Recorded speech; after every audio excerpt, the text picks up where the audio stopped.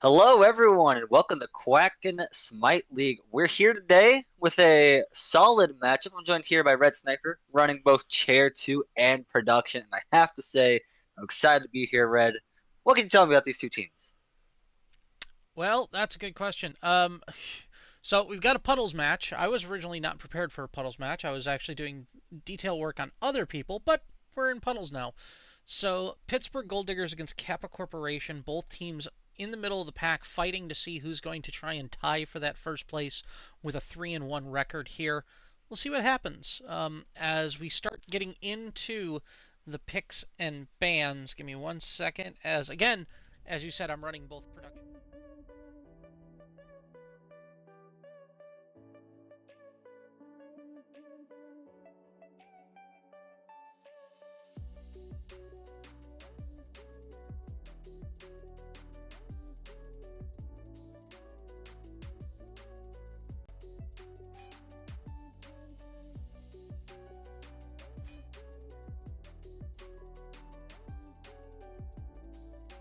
Especially down here in puddles, because Thanatos provides a very easy way to have impact on the board, right?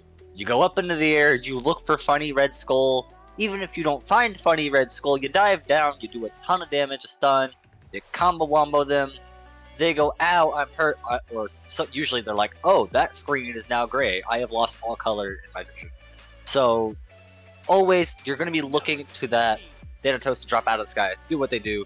And even when they're not ult up, they still are very strong. They can blink runes out of the jungle, hit you with that silence, and all of a sudden you lose your escape ability. It can be very difficult to deal with, especially if you're not wording properly, which, hey, we're in puddles. A lot of these teams are going to struggle sometimes in the words department. That's really where you gotta look. You gotta really fight down on that Thanatos, not let him get an early lead, because he falls off a little bit late when he dies down and suddenly explodes as soon as, Beads or Nagus comes out. But especially early, need to keep him on lock, not let him get too far.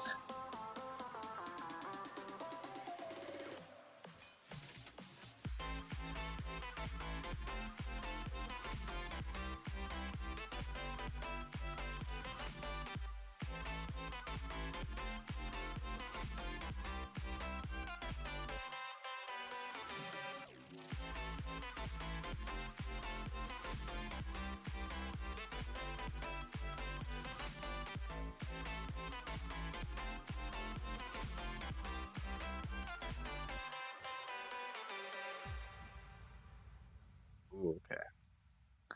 Yeah, I'm especially looking at that Erlong Shin.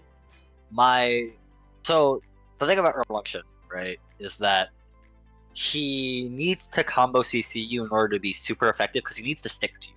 And the easiest way to stick to someone is to CC. Erlong's been missing his biggest CC in his knockup for a long time now.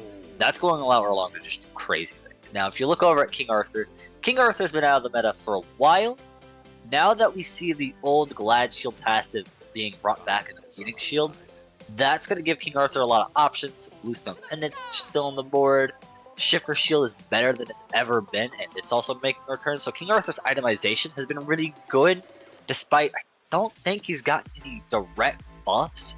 But sometimes it's all it takes for a god to come back in that meta is just to see, okay, who's good right now, who's bad right now, and what does the itemization look like? Because maybe I can bring this character back, or maybe someone's missing something with the way you can build this character.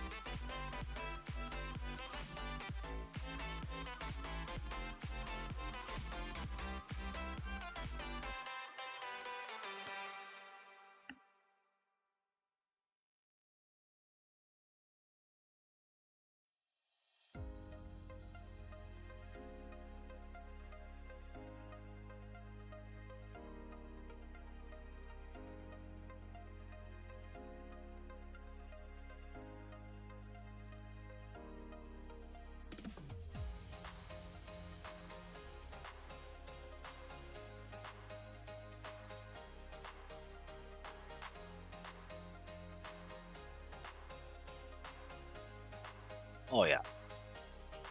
Yeah, Frey gets really scary, especially in the late game. It's a little bit of a chore to get them there sometimes. Kronos, I think it's a little bit less of a chore, but doesn't quite have that payoff, and that's not for the reason Kronos doesn't have great scaling. I mean, they have a passive that just gives them power the longer the game goes on. So that's definitely not the case there. That Kronos is definitely going to be a powerhouse. But Freya, a little bit higher of a ceiling, a little bit lower of a floor. Kronos, on the other hand, I think he has much, just about a little bit more centralized.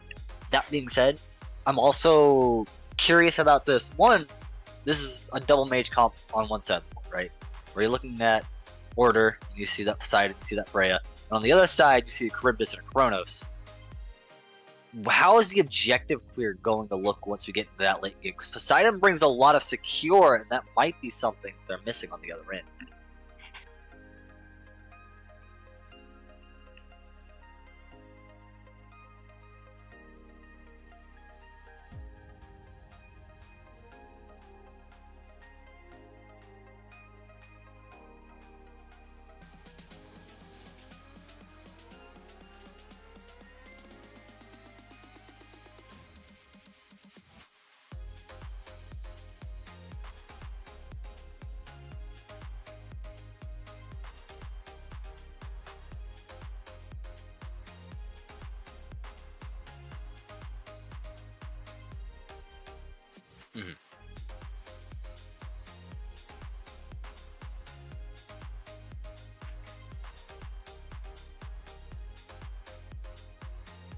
Yeah, I definitely Evilize has put himself in a power position here, being on that Poseidon. I'm also looking just around the board. I do like this Fafnir pick. Fafnir's always been fairly strong, and Fafnir's always been fairly strong. The thing about Fafnir though is that they don't feel the best to play sometimes. I think Maui feels a lot better to play and is also super impactful, especially in team fights.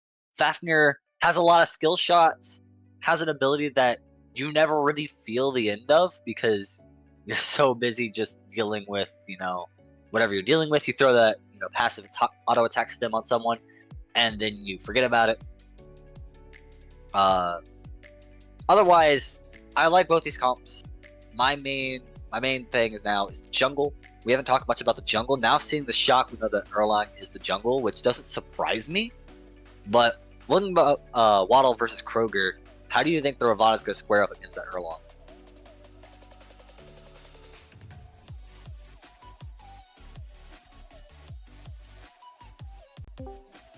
Surprise, motherfucker. Oops.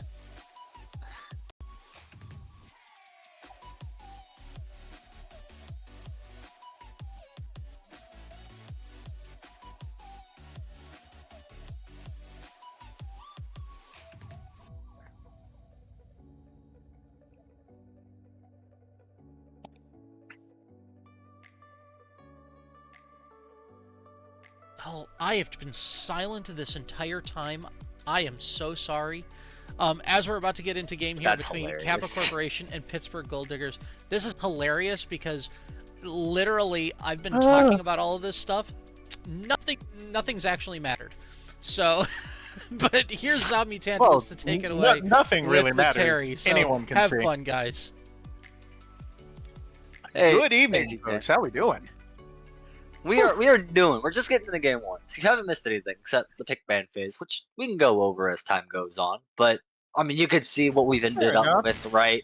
You can see that this Yeah, King Arthur is going to be building into one of the new a shields. lot of swords. Let's see. Oh yeah, there we go. Okay. Oh man, I haven't been on a Smite match or anything in a couple of weeks now. We're excited to be back, looking at some of this new stuff that's going on. Know a couple of the guys in this game, for that matter, and so. All right. So from what I remember in the patch notes, right, we've got like a Glad Shield back, which of Yeah. course means Arthur is honor bound to build it. That's just gonna have to happen. If you play Arthur, you've got to build that item. Release Arthur was the most disgusting thing on earth with old Gladiator Shield. So not sure if I'm exactly excited to see that make a return. Everything else looking. Wait a minute. All right, maybe I have been gone for a while. What's with these Eye of the Jungles? So Eye of the Okay. Jungle gives you, some. I believe it's pen also. Oh no pen. Okay, I was being a little bit silly, but yeah, no, it's just really nice for the objective play. You do also have to remember we are in puddles, so some of these teams are just. Some of them, I'm not gonna lie to you, are probably just taking whatever's on the recommended build. But otherwise, we're gonna see a fight here all of a sudden. Hey, you know what? Sometimes it be like that. Ooh, What a banish! close. Woo! Woo! Fafnir said, "Not even close. Not even close, dog. Not He's even good. worried. Just fine." Yeah, he was never. I was never concerned for that guy. Not even for a second. Bambi had that real close to first blood there. Looks like we're securing the Naga. Kind of surprised to not see these guys playing over on the solo side of the map around this BDK. Yeah, well, BDK right now is a little difficult to clear at this point in the game, so really you just want to alleviate pressure where you can as the junglers, and that's going to early be this duo lane. You see there Longshan trying to rotate to help Bambi just heal up a little bit here. Otherwise, though, back to farming they go. Camps are about to come up, so junglers also securing mid camp there, a very big win, at least for the meantime. I'm actually curious as to how this solo lane is going to go, because right now it looks like the Shock's taking the most advantage. Yeah, and honestly, I don't imagine that's going to get a lot better for him. Once Shock hits that level 5 and you've got the ult up, you do at least have the option to you know, say no you don't to Arthur at least once, but Arthur's got a whole lot of stuff to say no you don't to.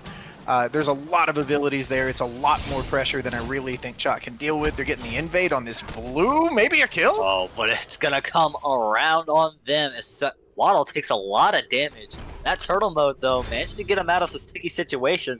Beautiful rotate from the Kronos, but a beautiful blink in return. And Waddle gets away with their life for now. right. Black Banana pushing them back, trying to secure this camp. And indeed, it looks like KAPPA won't be able to secure that. Evil Eyes with the rotate, though, and he eviscerates Big Black Banana. Krogerman on the runaway, and this Erlong Shin is chasing for blood. Boy, oh boy. Well, it is Quacken. That was a Kraken, and that's also going to be first blood. Banana, I mean, he's got part of that shield built into, but there's no magical protections there whatsoever.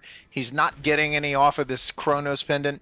And honestly, super heads up on Poseidon to realize that, rotate over there early, drop that Kraken, and now you have to hope that Chalk's got a fighting chance, but I'm not positive that's how it's gonna work out.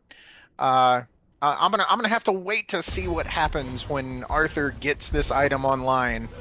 I want to say I remember in the patch notes that it's got like a proc limit or a time limit, something. Maybe it's once per ability. So it's not going to be as wild as Old Glad Shield was, but when you have as many abilities to throw as a god like Arthur, it can still turn into a problem. Yeah, I mean, here's a scary thought also, is that Phoenix Shield is now buildable on magic characters. King Arthur is a menace with it, but we're seeing characters who have no right picking that shield up, picking it up. Fafnir has built an item. I will say, that is... Is that what I that think a Cannoneer's Curse? Huh. It's been a minutes to even read that item. It did get buffed. It is now even cheaper. I mean, for the price you pay, these are some good stats. Well, sir, the price you put on a turd is irrelevant because it is still a turd. They can make it cheaper. They can make it do whatever they want. That passive is terrible. It is what it is. But at this point, you know, you could be looking at it from a standpoint of like, okay, so now it's even cheaper, and as far as like a pure stat stick, right? Yeah, 30 of each prot, like it's not, you're getting some health, you're getting some MP5, like it's not the worst statted item in the world. The passive is just doo-doo. And Banana almost in trouble, but they're turning it around on Waddle. Oh man, Waddle, I think you might have bit off more than you could chew. Didn't know the Ravana was nearby. A nice knockup. Narrowly dodges it. Shock is not going to be able to secure either of these kills, it looks like, but Sir Bonehead really made an effort. No, Evil Eyes, you can't. You wouldn't dare. He's going to actually get jumped on by Apple Toast. The backups there, the Kraken also connects, and Apple Toast pulls up and then pulls away in a casket. Goodbye. Harry, you know, I'm gonna have to just point out here that I do believe Waddle, in fact, bit off the mathematical exact calculation of what he could chew. My man ran out of there with like 8 health. He calculated the cubic inches of his mouth and said, "Yep, this is about right." You do not get a much closer call than that. That was remarkably close. He played that, and another really good rotation from Evil Eyes here. This Poseidon is rotating around the map, and he's making his presence felt. He doesn't have much of like an XP lead from it, but you have now put Arthur a little bit behind. You've got this blue buff invade off, and Kronos, as you know, anyone who's played this game knows, he's not fantastic at the 6-minute mark. He's not really fantastic at the 10-12 minute mark. Kronos is that god you want to see. Oh, well, okay, hang on. Freya may be the god we see dying. Yeah, Freya also suffers those same detriments and will suffer a defeat at the hands of PGD's 3-man gank here. Waddle and Evil Eyes do rotate, but Evil Eyes gets chewed up and might be getting spit out here. Snipes with a great kill, and another one goes the way of PGD. They still the kill lead in their favor by vaporizing 3 players from KAPPA Corp. I mean, that's a 3-for-1, and at this point, you almost now have get to Gold go Fury. for this Gold Fury here. Yeah, like you have to go for it. Fafnir is the only one that's in range to defend it. You are low, but you got 3 of them off the board at the 7-8 minute mark. Like, if you don't make that into a Fury there, you're making a huge mistake. Good call from the Gold Diggers there. One thing I would like to see from these guys, though, is a little bit more priority put on this Bull Demon, especially when you're getting, 3-man ganks going around. KAPPA Corp might ought to make the argument to, pull this thing. Yeah, like this. There we go. Especially when we Now had let's get those some of these rotates early wards on. down. Yeah. Especially with those rotates Yeah. early on, they definitely could have got this Bull Demon King. It's more of an afterthought for these teams, it seems. And that's kind of unfortunate, because while Gold Fury is nice and all, it's a lot easier to take this BDK. It's a lot less of a commitment.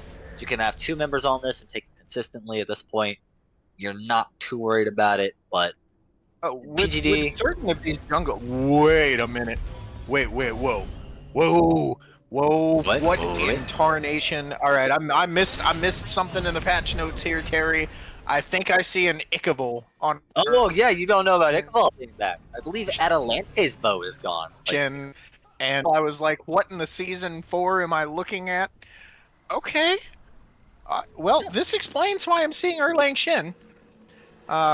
Another question that I had mildly kept to myself.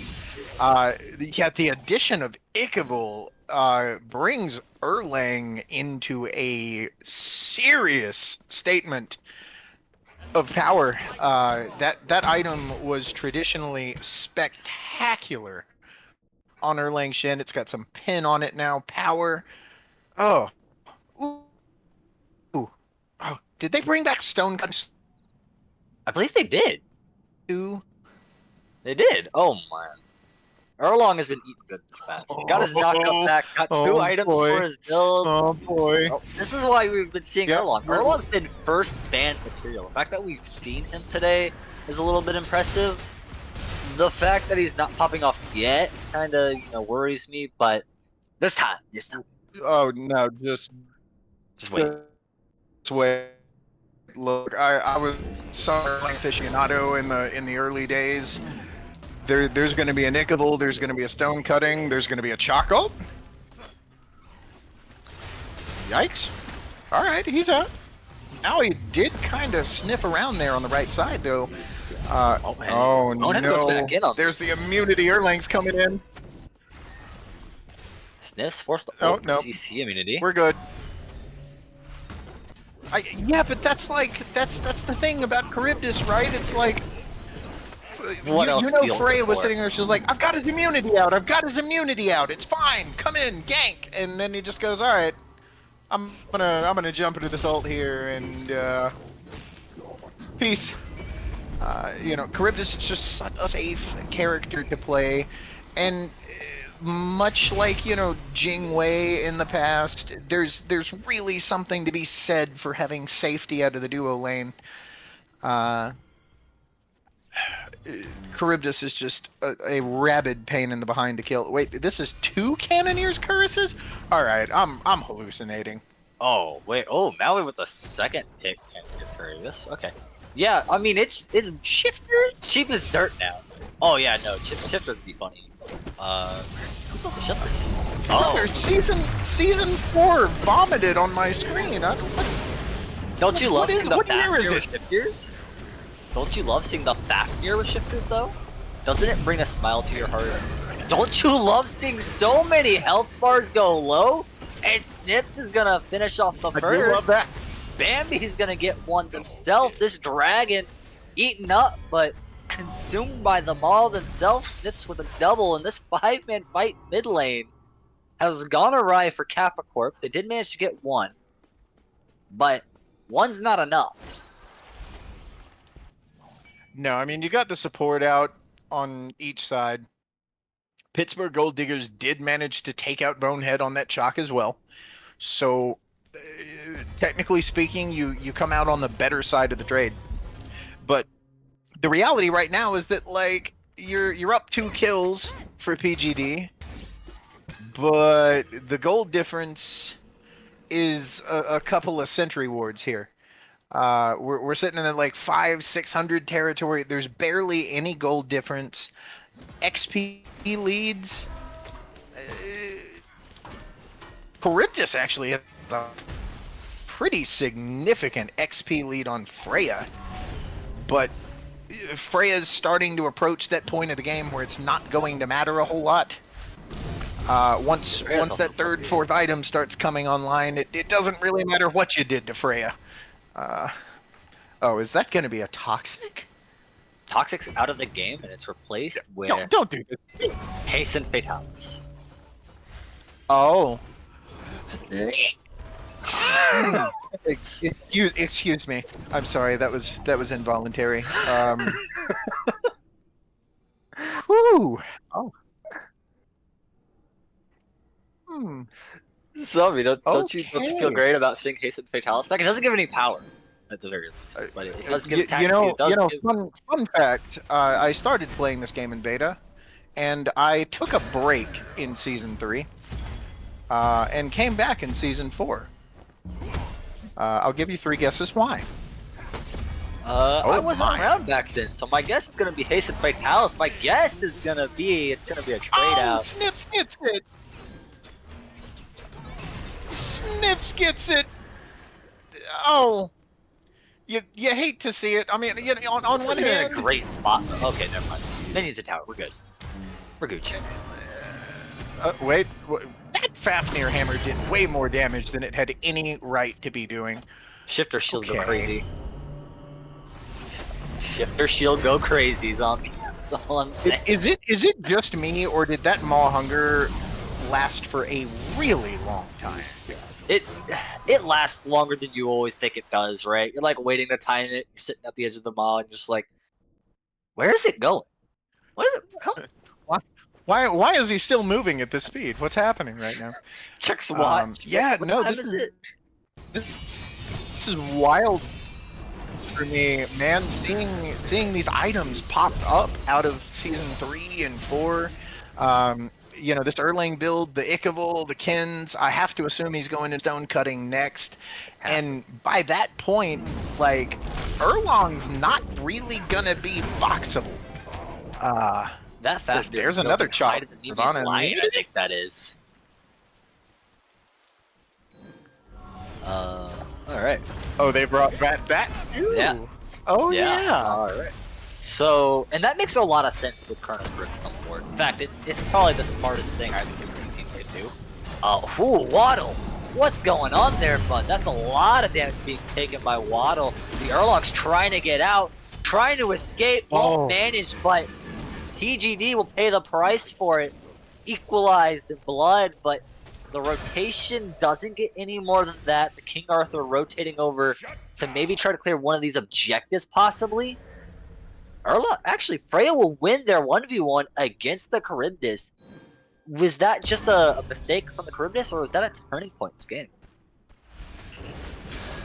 Well, if you recall, a few minutes ago, I was like, Freya's approaching that point in the game where it's not really gonna matter if you put her behind, and yeah, I'm just gonna go ahead and chalk that right up to Freya being Freya, and suggest that perhaps Charybdis get this Envenomed Executioner online as quickly as they possibly can.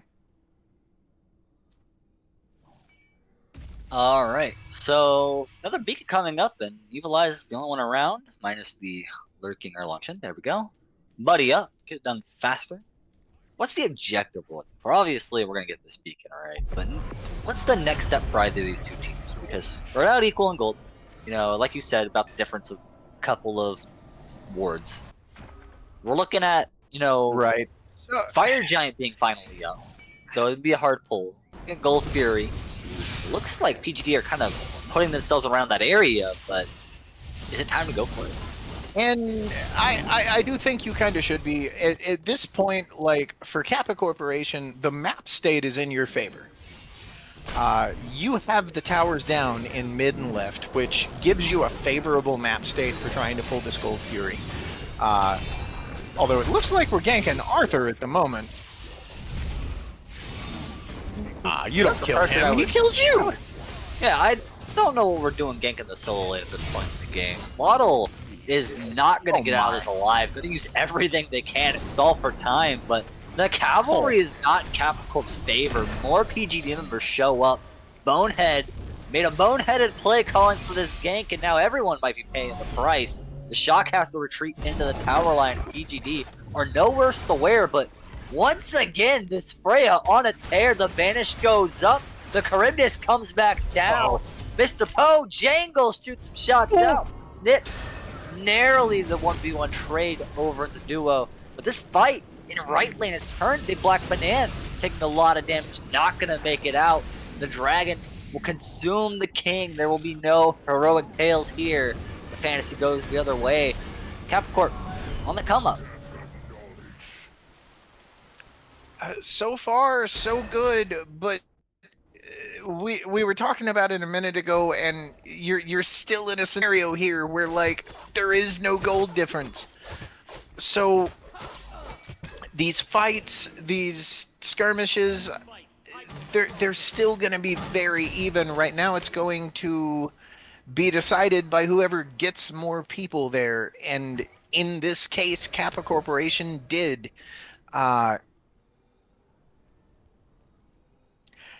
Pojangle took the 2v1 over and left, and he did, in fact, kill this Ravana. That's huge. Even if he dies to the Charybdis, like, you're a Freya, you're at 17, 18 minutes, that's gold in your pocket. It is what it is. Probably the biggest detriment here is that PGD are going to get this Gold Fury, or at least they're going to attempt to pull it, and rightfully, Kappa Corporation are responding with a rotation over. They're not going to give it up for free. So, squaring up here around the Gold Fury, but there's someone already in the back line. Krogerman has been looking for a kill back here. Doesn't find what he wants, but in the front lines, Kappa Corp lose some of their support. As everyone rotates to deal with Ravana, Bonehead takes a lot of damage. Big Black Banana does as well, and King Arthur has to back away. Poe Jangle with the ult, just to force some people away. The Freya gonna be able to shred this Primal Fury alongside their fellow. Oh, sorry, no, the Erlang shit isn't over here. Oh, yeah. Okay, cool. Waddle dealing on the right hand side, dealing with all this damage. Kappa Corp do secure the Gold Fury, and oh man, these health bars are getting lower and lower by the second. Apple Toast on the retreat. The Charybdis using the Maul to run away. Krogerman steps up to the plate, but everyone from Kappa Corp wants to fight. 5-man strong, running it down. Apato's grapple swings away. Krogerman is not going to get out in time. 1 kill and 1 Gold Fury in Kappa Corp's pocket. PGD are going to have to back. Oh, I don't think they're backing. PGD had to back. In other direction, I'm colorblind. We'll go with that. Yeah. Kappa Corp get the oh man, yeah, my train of thoughts just gone. That objective that drops the bomb, Pyromancer. Jesus. There we go. Yep. So we've got some gold in hand for Kappa Corp. Leads around 2K now. Maybe a little more, 21, 22. Still nothing to write home about. Probably the biggest thing you've got to write home about at this point is 4 items on Freya. 4 items on Freya is that's kind of her tipping point. Her I am now the most dangerous thing on the map point. Once you've got this 4th item, she's gonna start looking for some pin. She's gonna get this starter upgraded soon, and this Freya is going to have to be the focal point for Pittsburgh Gold Diggers.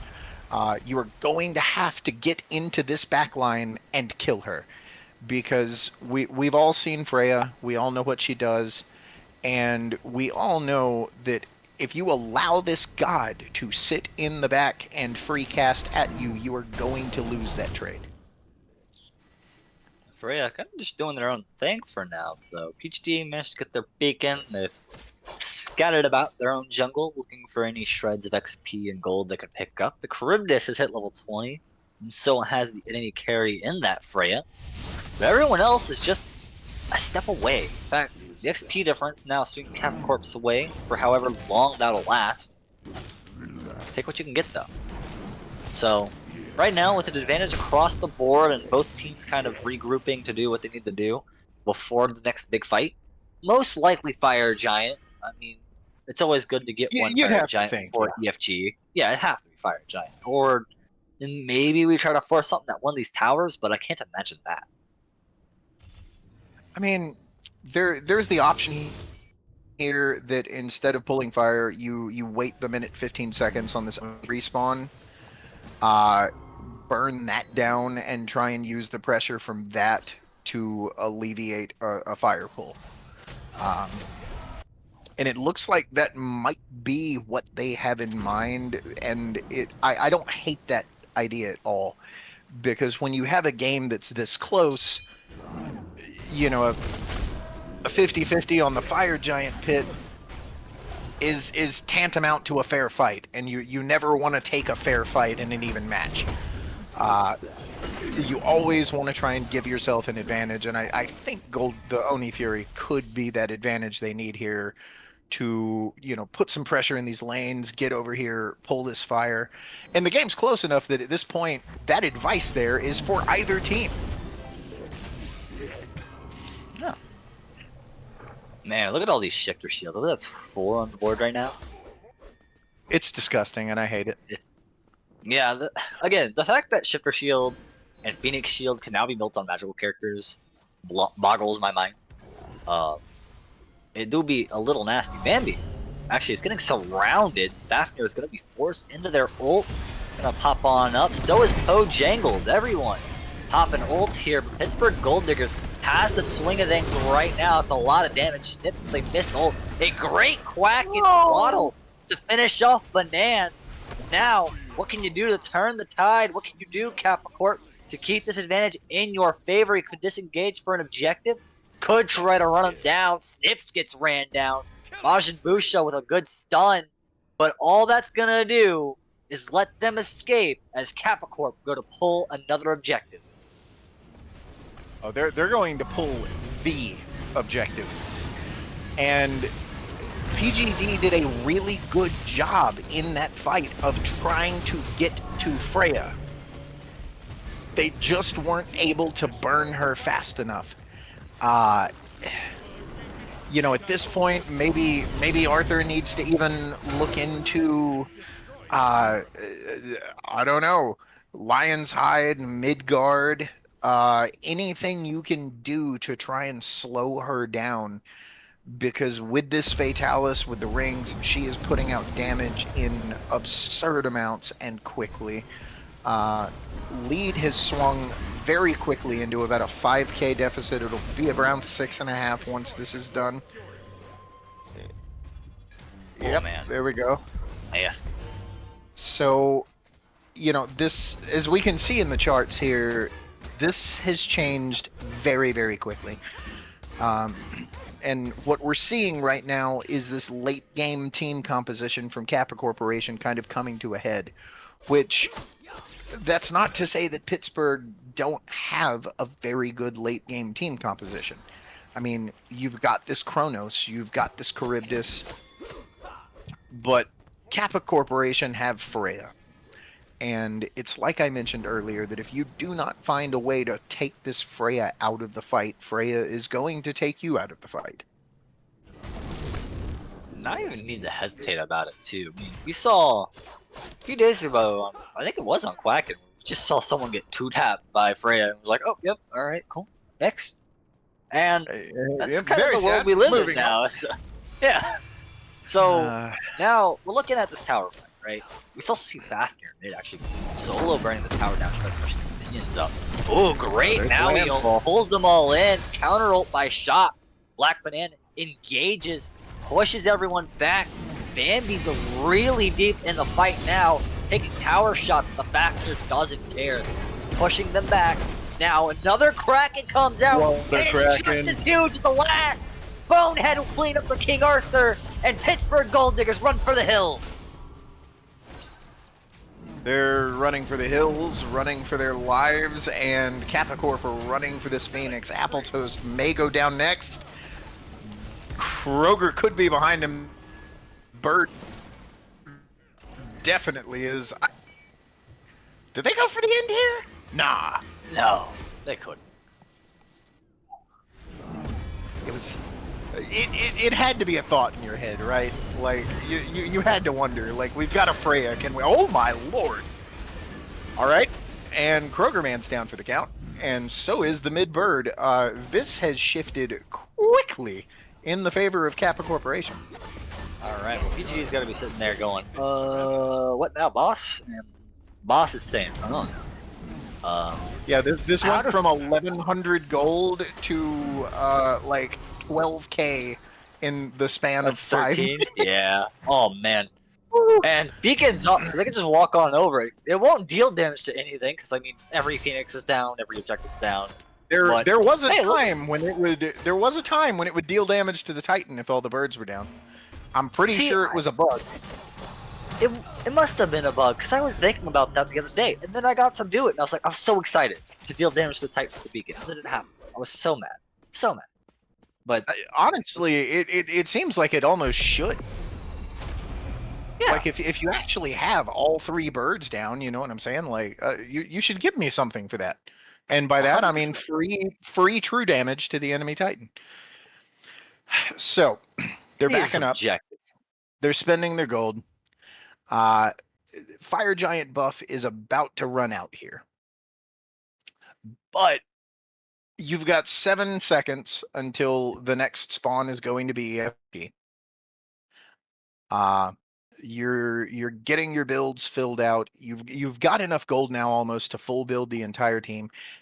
And PGD are even missing a starter upgrade.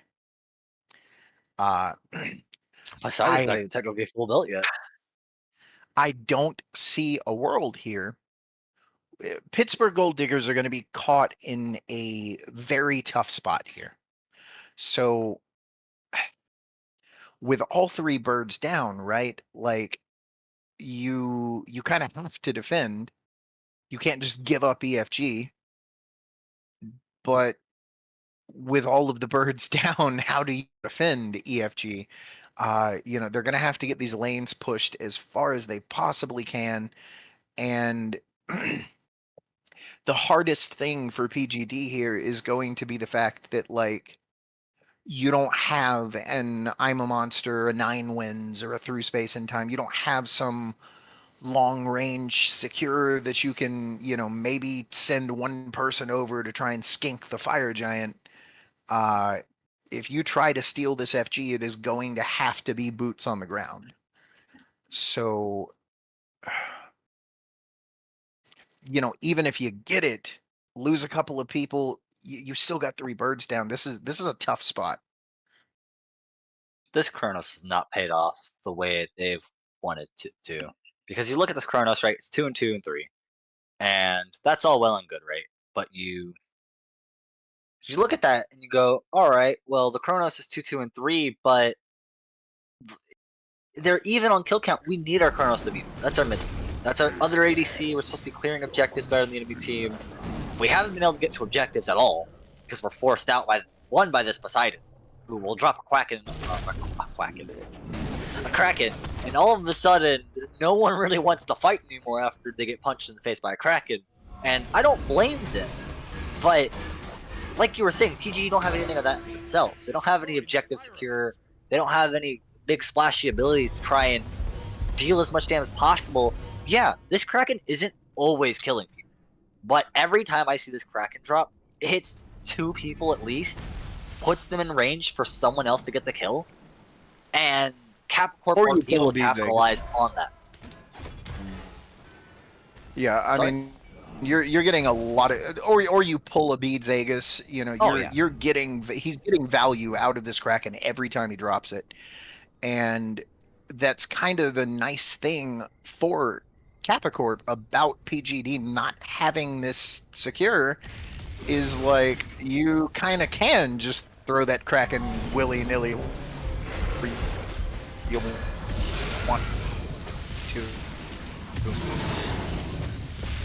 Oh well, we're shaping up around Because the you're fire. not competing with any other secure. They've got a. There it goes. They got it. Okay. This has got to be a game in here, right? Apple Toast caught out and gone, Stream and is it's freezing up. yeah, that's about as free as you're gonna get it. The Maui's got nowhere to go. Bonehead leading the charge. This shot, nigh unkillable. We saw earlier on that damage mitigation chart just how much of a menace this shot was, taking so much and leaving no room to question who's the tank for this Kappa Corp squad. And now, as they jump on in, Poe Jangle manages to eliminate King Arthur in a That few attacks. damage. And where is the Titan? It's just gone. Huh. Whew.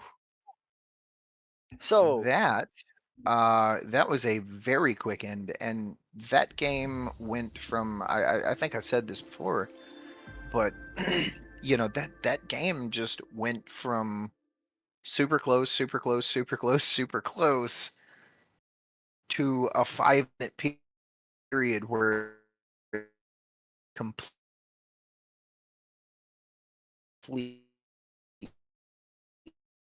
upside down. Um, I think moving into the game too, the biggest thing I'm looking to do, I felt like most of the team was decent as far as synergy went. I do not want to see Majin back on this Chronos. I want to see him on something a little more traditional with some secure, with some serious team fight, because it felt to me at least the later portion of that that or those big team fight abilities that Poseidon was providing and they just didn't have. yeah, I mean, Poseidon did a lot of work there. Even though they're just 4-1, look at their player damage, and it's not the highest by a good margin, good 4,000 behind the Freya and the Shock, which was doing great work. But it's the value of that damage, right? That damage was exactly where it needed to be at the right time, taking out the right targets. I mean, 1,000 damage against a squishy is worth its weight in gold. Where if you do 1,000 damage to a tank, they're gonna shrug it off and be back next week. So, Evil Eyes, great job on the side. Possibly something that should be banned out next time around, because we are going to a game two. But is there any other changes you'd like to see from either of these teams? Get rid of that Freya. Really? Absolutely. Abso-friggin-lutely. Freya with the items that are back in the game now, Freya is a menace. Oh, you mean I feel ban like them? Freya, absolutely ban it or play it. Do not let it go into the match against you. Oh man. Hasten Fatalis, Nimble Bancross, Typhon's Fang. What a combo. And we're gonna heck it along with Freya's Plus. How far over the lifesteal cap are you, Mr. Pojangle? Can we see that? There's a button for that. I'm sure there is. But Freya's gotta be like 50% over the lifesteal cap. There's no way they're not. Mm, no, No, I guess don't think there's not a so. button for it. Oh well. Either There's a way, button in game, but yeah, that's just nasty. All right. Well, we will be back with a map 2. Don't go anywhere and see you soon. Wait, what? 40%? Oh.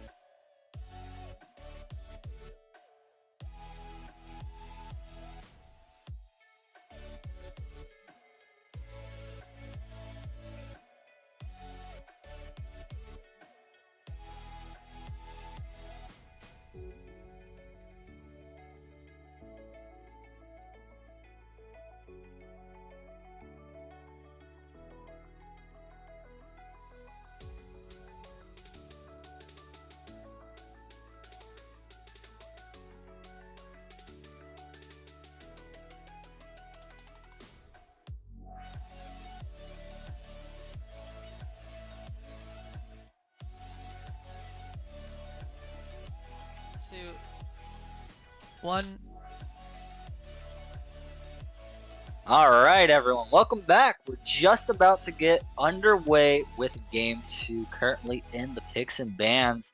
This has been a wonderful Game 1 that, not gonna lie to you, kind of rolled away with halfway through. Z10, why don't you tell us more about that?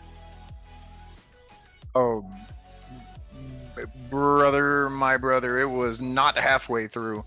They rolled away with that about 85% of the way through the game. You know, it was dead nuts even for probably almost 26 minutes. And they just, they flipped the murder switch. And sometimes that happens. And sometimes it's because of gods like the one that PGD just banned. Well done, boys. Well done. We have found the problem. And the problem was Brave. Now, that was the problem last game. We still have problems available on the board. In fact, if I flip over my page real quick, because I did take notes. What are we not banning? Right? Because last time it was a Than Medusa ban, then a Chang'e who's been really good at this meta so far, right? Now, on the other side of things, Capcorp also thought that this Erlong was enough of a problem to ban. They swapped out their Cthulhu ban for that. So one ban change on either side. This time around, instead of decided though, Capcorp are gonna go for that Ixchel. There's a god I like. I really like the Ixchel. You know, like after we did the 9.5 revert, Ixchel just became this monstrous force, right? That combo now, like, the best thing about Ixchel is it doesn't matter whether it's the early game, the mid game, or the late game. If you get caught at root and do not have a way out of it or a way to immune damage, you're gonna die.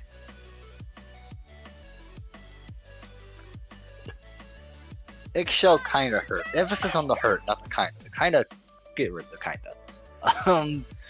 So Bambi on that is not Bambi. I believe that's gonna be Evil Eyes on that. Bambi's just the god currently holding it, or the person currently holding it. Let's see a King Arthur and a Poseidon locked in alongside them. Poseidon. Okay. What are we doing now? I actually really the Arthur, the Poseidon lock in with the Arthur. I don't the center matchup to Arthur, so I don't mind the pick here. Okay, what are we doing with two mages? However, Where are we going? well, look, you could look to put the Poseidon carry. Poseidon jungle is also a thing that has been done for a long time now. It's not outside of the realm of possibility. What concerns me here, this Odin lock-in. This Odin lock-in is concerning greatly for this team comp that we've got over here. Ixchel's got nowhere to go, no immunity. Poseidon, kind of in the same boat. I mean, he's fast, but like Arthur, same boat. Kuzenbo, same boat. Ooh, my. Okay. All right. I am very concerned for the longevity. Okay. That's Poseidon jungle, certainly. That is a Poseidon jungle. Yes. Right. So we've got Chang'e and Charybdis over here on the PGD side. We have a Thor, and we have an Odin. Now, I am assuming that Odin is going in the solo lane, and at that point, you're looking for a support pick here. So, honestly, if I'm looking for a support pick here for this draft, Odin is halfway going to function as a support, you know, mid to late game anyway. You're looking for the utility in the cage, so I would be looking for an aggressive support here. Your Cerberus, your Ares, which Ares is already banned. Charon, or Cthulhu was something banned out last time. Only a solo god. going to be This able to. could be the play for Cthulhu. There's an argument to be made for it here. Because like I said, Odin is kind of going to function as a support more or less towards your mid to late game. He's going to be doing your engaging, but he's going to be putting people in that cage, and there are a lot of people that can't get out of that cage. I feel like you kind of want an aggressive kind of support here so you can get in there and just get in there with him. That cage is going to be such a problem. All up to this last lock-in. Another god that we haven't mentioned. They're thinking about it.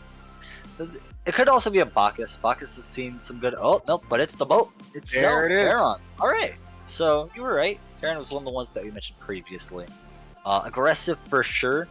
He's been out of meta a little bit recently, but for a while was really good as just a support with really good engagement. Get just in there and start reaping havoc. Has some good poke. Good utility with the ult as well for that split second fear. Can really change fights and use it from quite a distance away. So I like this. And like you were saying, this is one of the picks we're looking for. That's the nice thing about Charon is like he doesn't do anything super well, but he does all of it pretty well. You know, he's got the peel to an extent. That 3 can get some people off of your back line. So can the summon sticks. He's got great ranged poke. He's got the 2, which can keep some of your squishies or your jungler alive with that shield from it. There's a lot of utility to be had out of this Charon, and I mean, combined with this Odin ult and this Anvil of Dawn, these team fights are going to be a nightmare for KAPPA Corporation. Yeah, this is... Last time around, we talked about how KAPPA Corp really won that pick ban phase. This time around, it really feels like PGD done a much better job. Jiba is a good carry, don't get me wrong, but facing up against Charybdis is going to be difficult. Even if the Charybdis didn't get its time to shine last time, it was still one of the bright spots of PGD. So getting that Charybdis on the run back is definitely where they want to be. Even though KAPPA Corp have this Poseidon, now having them in the jungle, I mean, there's a reason why we don't see those off meta, junglers. What about Poseidon makes them, what about them makes them off meta? Because this isn't obviously a pick you run out all too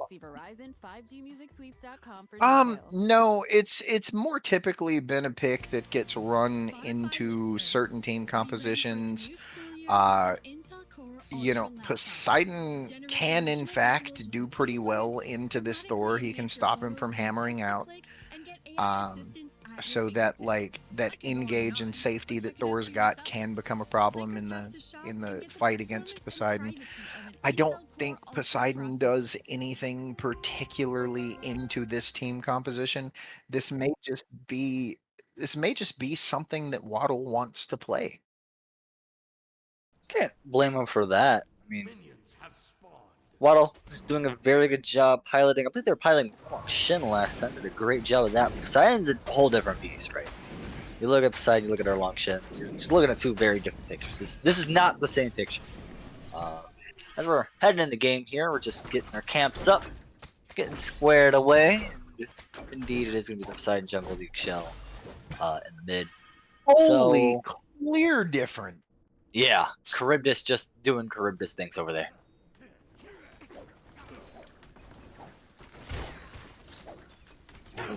That was right.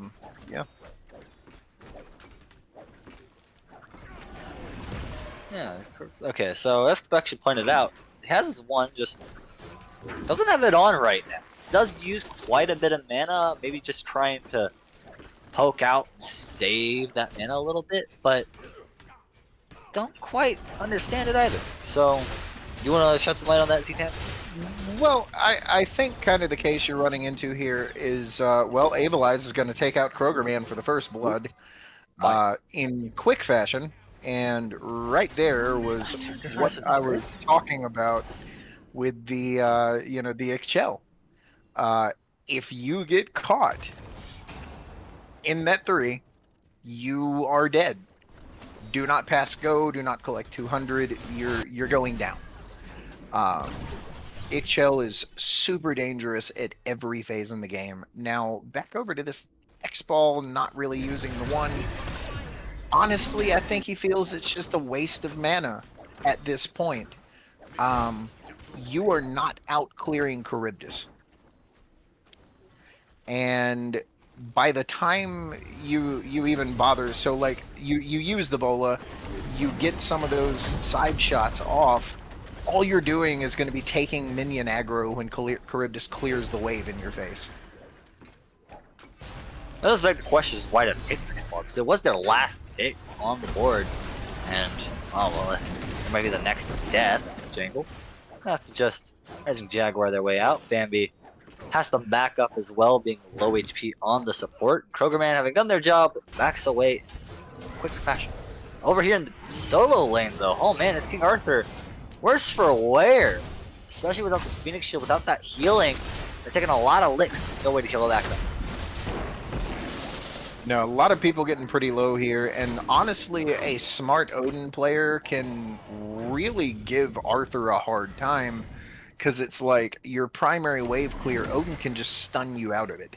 And any god that's capable of stunning Arthur out of that 3, your laning phase becomes a much easier task. I think my biggest concern for PGD is kind of this early phase of the draft. Changa's not going to be doing a lot at this phase. Thor's not going to be doing a whole lot. If you're PGD here, you're really waiting on this later game. Oh, Bambi, what are you doing up here? Failed Void Camp steal. Bambi at low HP. Pojangle has managed to get their Void Camp. Has the rotate from the Poseidon. The jungler has arrived. The Kraken is here. And Apple Toast, you're about to be toast once more. Burnt that. Back to the fountain. That's a great rotation from Waddle there. Excuse me? All right. Just a little DC. Just a little DC. Gonna say either my man's internet croaked or his controller died This or happened last game too, to be fair. So that's unfortunate. But Bonehead look, just having a little bit. Bonehead, my brother, my internet is absolute dog doo doo at the new place I'm at, and I understand. Sympathize. We sympathize. I always love how when they're dead and DC'd, the timer just keeps going around. It's great. All right, while on the pause, I believe we're gonna just be on the screen for a little bit. Hi guys, we are now in the early stages of the game. Capcorp have a little bit of a lead. Kind of forfeit the entire lead. Well, they don't forfeit the entire lead. They do forfeit a little bit by losing Bonehead. Just a little bit in this laning phase. So far, so good. We've seen good things from this Poseidon jungle. We've seen good things from the 6-shell mid. Those were, the XL mid wasn't really my concern. This Poseidon jungle was. This X ball has now become my concern because you picked it last, right? And there was still every carry in the book except Medusa on the board. Obviously, you also lost to Freya, but there's more than 2 carries. You decided to lock in X ball after the fact. Is there any other gods you'd like to see other than Jaguar Man himself? No, honestly, I don't think the X Ball is a bad pick. I think X Ball is in a pretty decent spot. Um, you know, as far as the itemization and the meta is concerned, X-Ball does fairly well in just about any carry itemization in the game. And you know, the turn out the lights is a big team fight ult. It's not as big as it used to be, but it does give you the capability to just turn the lights out on the opposing team. And when you've got these team fight ults out of gods like Poseidon, out of gods like Ixchel, that can be a really big deal. It can even be something of a deciding factor in the mid late game fights where you just turn the lights out on the opposing team and they're forced to, you know, kind of scatter as opposed to fight blind. Yeah, no one likes fighting blind. Actually, I know Kamazots isn't here, but while we're on a little bit of a break, so Kamazots is a bat, right? How did they get blind? Like, don't you think that Deafen should blind Echo locations? Don't you think that Cleo's Deafen should blind them, and blind should normally have no effect? Wouldn't that be cool?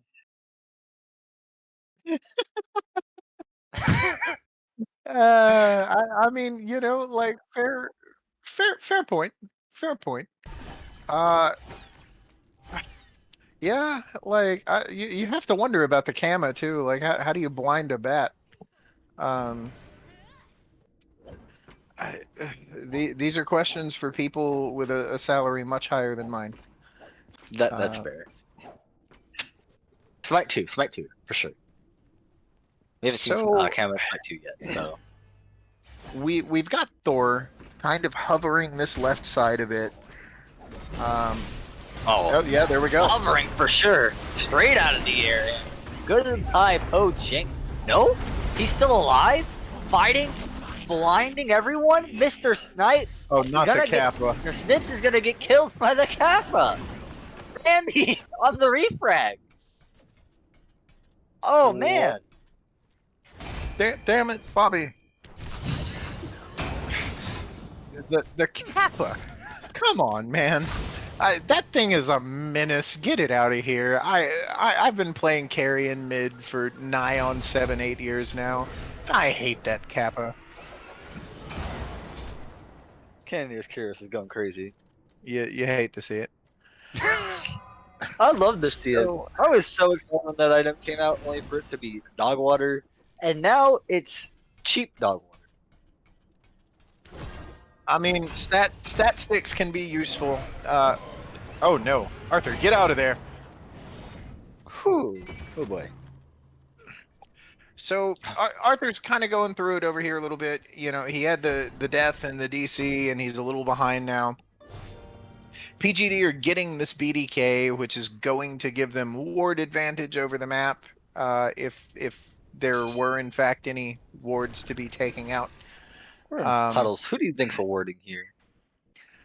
Look, I cast plenty of the equivalent of deep sea and abyss games where people don't ward either. So, you know, it's an experience.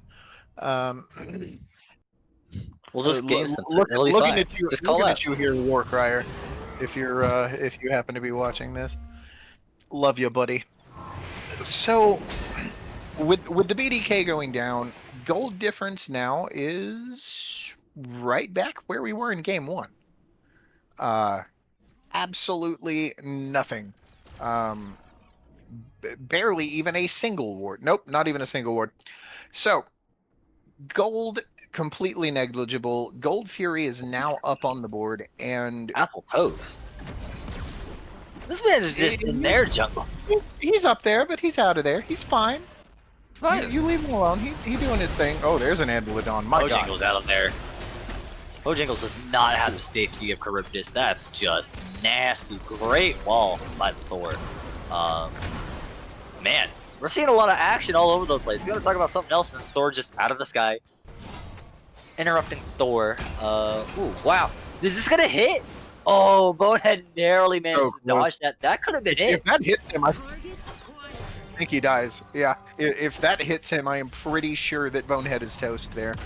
So, PGD are getting out of like that danger phase for their draft. As we start approaching this mid game here, Chang'a's going to start doing more, Thor's doing a good bit, and I'm going to be looking at PGD here to group up and start forcing some of these objectives because they've got a good comp for it. Uh-oh. Oh, good Odin cage. But it's not enough. Waddle on this rotate. Great Kraken. Will catch Big Black Banana. That's all she wrote for the Odin for now. Bambi gets themselves caught out by tower here. Walled off, but a good dash will get them away for now. Takes quite some damage though.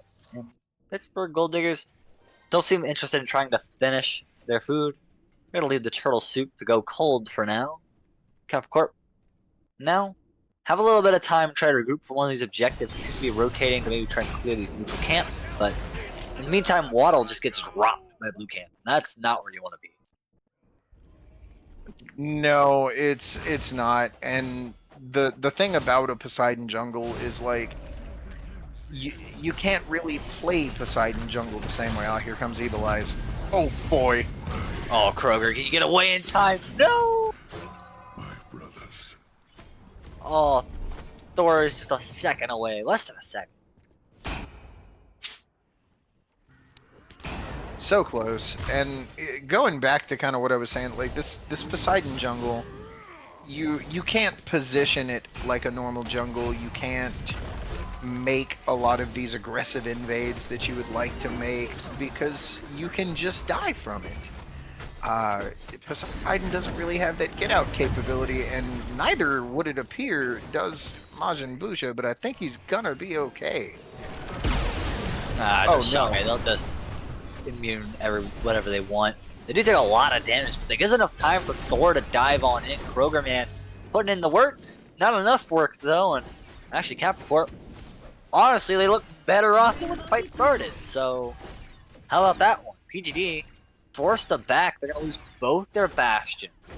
The only objective they could really take here is the Gold Fury. Most likely gonna take that neutral XP camp and maybe try to force this T1 down, but in the meantime, Snips, X-Ball, they're not here in time. Snips tails some damage to the tower and gets all their bastions too, so the Charybdis is really starting to pull away with this.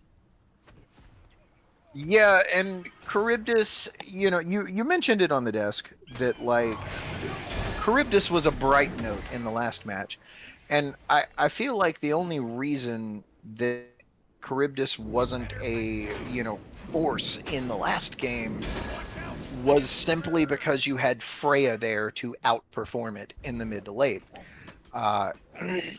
In this instance, you don't have that. What you do have is a 3-man rotation onto Pojangle.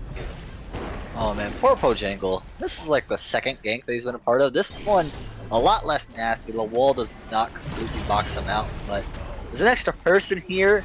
Ult's being expended. Waddle pulls up, kills Snips. Can't have the Kraken here possibly as it comes off cooldown. Kroger to the air, looking around. Gonna look to try and get away. Managed to do that for now as long as they don't run into the interference in the jungle. Instead, the violence is going to turn on the Apple Toast. Going to turn on the Majin Boucher. Hovering around the jungle. They rotate for a Gold Fear. Every time you see a Thor go into that Anvil of Dawn, you see him look, right? And like you just have to wonder. You're like, are they going to try it? Are they going to try it? The steal! Oh, he got it. Unreal. Majin's crazy with it. That was Majin's steal too. That wasn't Apple Toast. That was Majin getting in there, real close range, throwing out Moonlight Dancer, whichever one of the dances they do, and they DDR'd their way into a Gold Fury. And you know what? I respect it. I mean, look, at some point you just got to get in there, and Kroger, it appears, is in there. Kroger's playing Metal Gear Solid right now. There are so many enemies nearby that just aren't spotting them, and oh well, they get spotted, and they get away. But this starts a fight actually. Big Black Banana drops the cage. Apple Toast also up in there. Big Black Banana's gonna dive once more, trying to deal damage, trying to hold them back. Gets Excalibur'd, but can they get away in time? No, and the rest of PGD do not want to engage. They sit on the edges and watch the death, but they may have been waiting around too long. Instead, they chase away. Waddle the rest of the crew are going to be able to secure this Bull Demon King. And yep, that's going to be all she wrote for that. Gets that So I mean, extra they ward get Bull vision. Demon, right? But PGD get T1 tower and left. And now we're gonna see this beacon, and gold is still in the like 800 range. I mean, it's just nothing. Looks like Kappa get the beacon another for Thorold. free. Oh, that man, was Evil Eyes wasn't poor. ready. Oh, Man, there needs to be an early warning system. We need, like, air detection radar for that Thor. Can that be an item that we build? Can that come out in Smite 2 at some point? Just build stuff for the base, like an air detection radar? Air to ground or ground to air missile. Yeah, that. At least with air that detection, you would know it's coming. You'd be able to back away. Oh well, that's a. Thank you. There's nothing I can do about it, but I at least.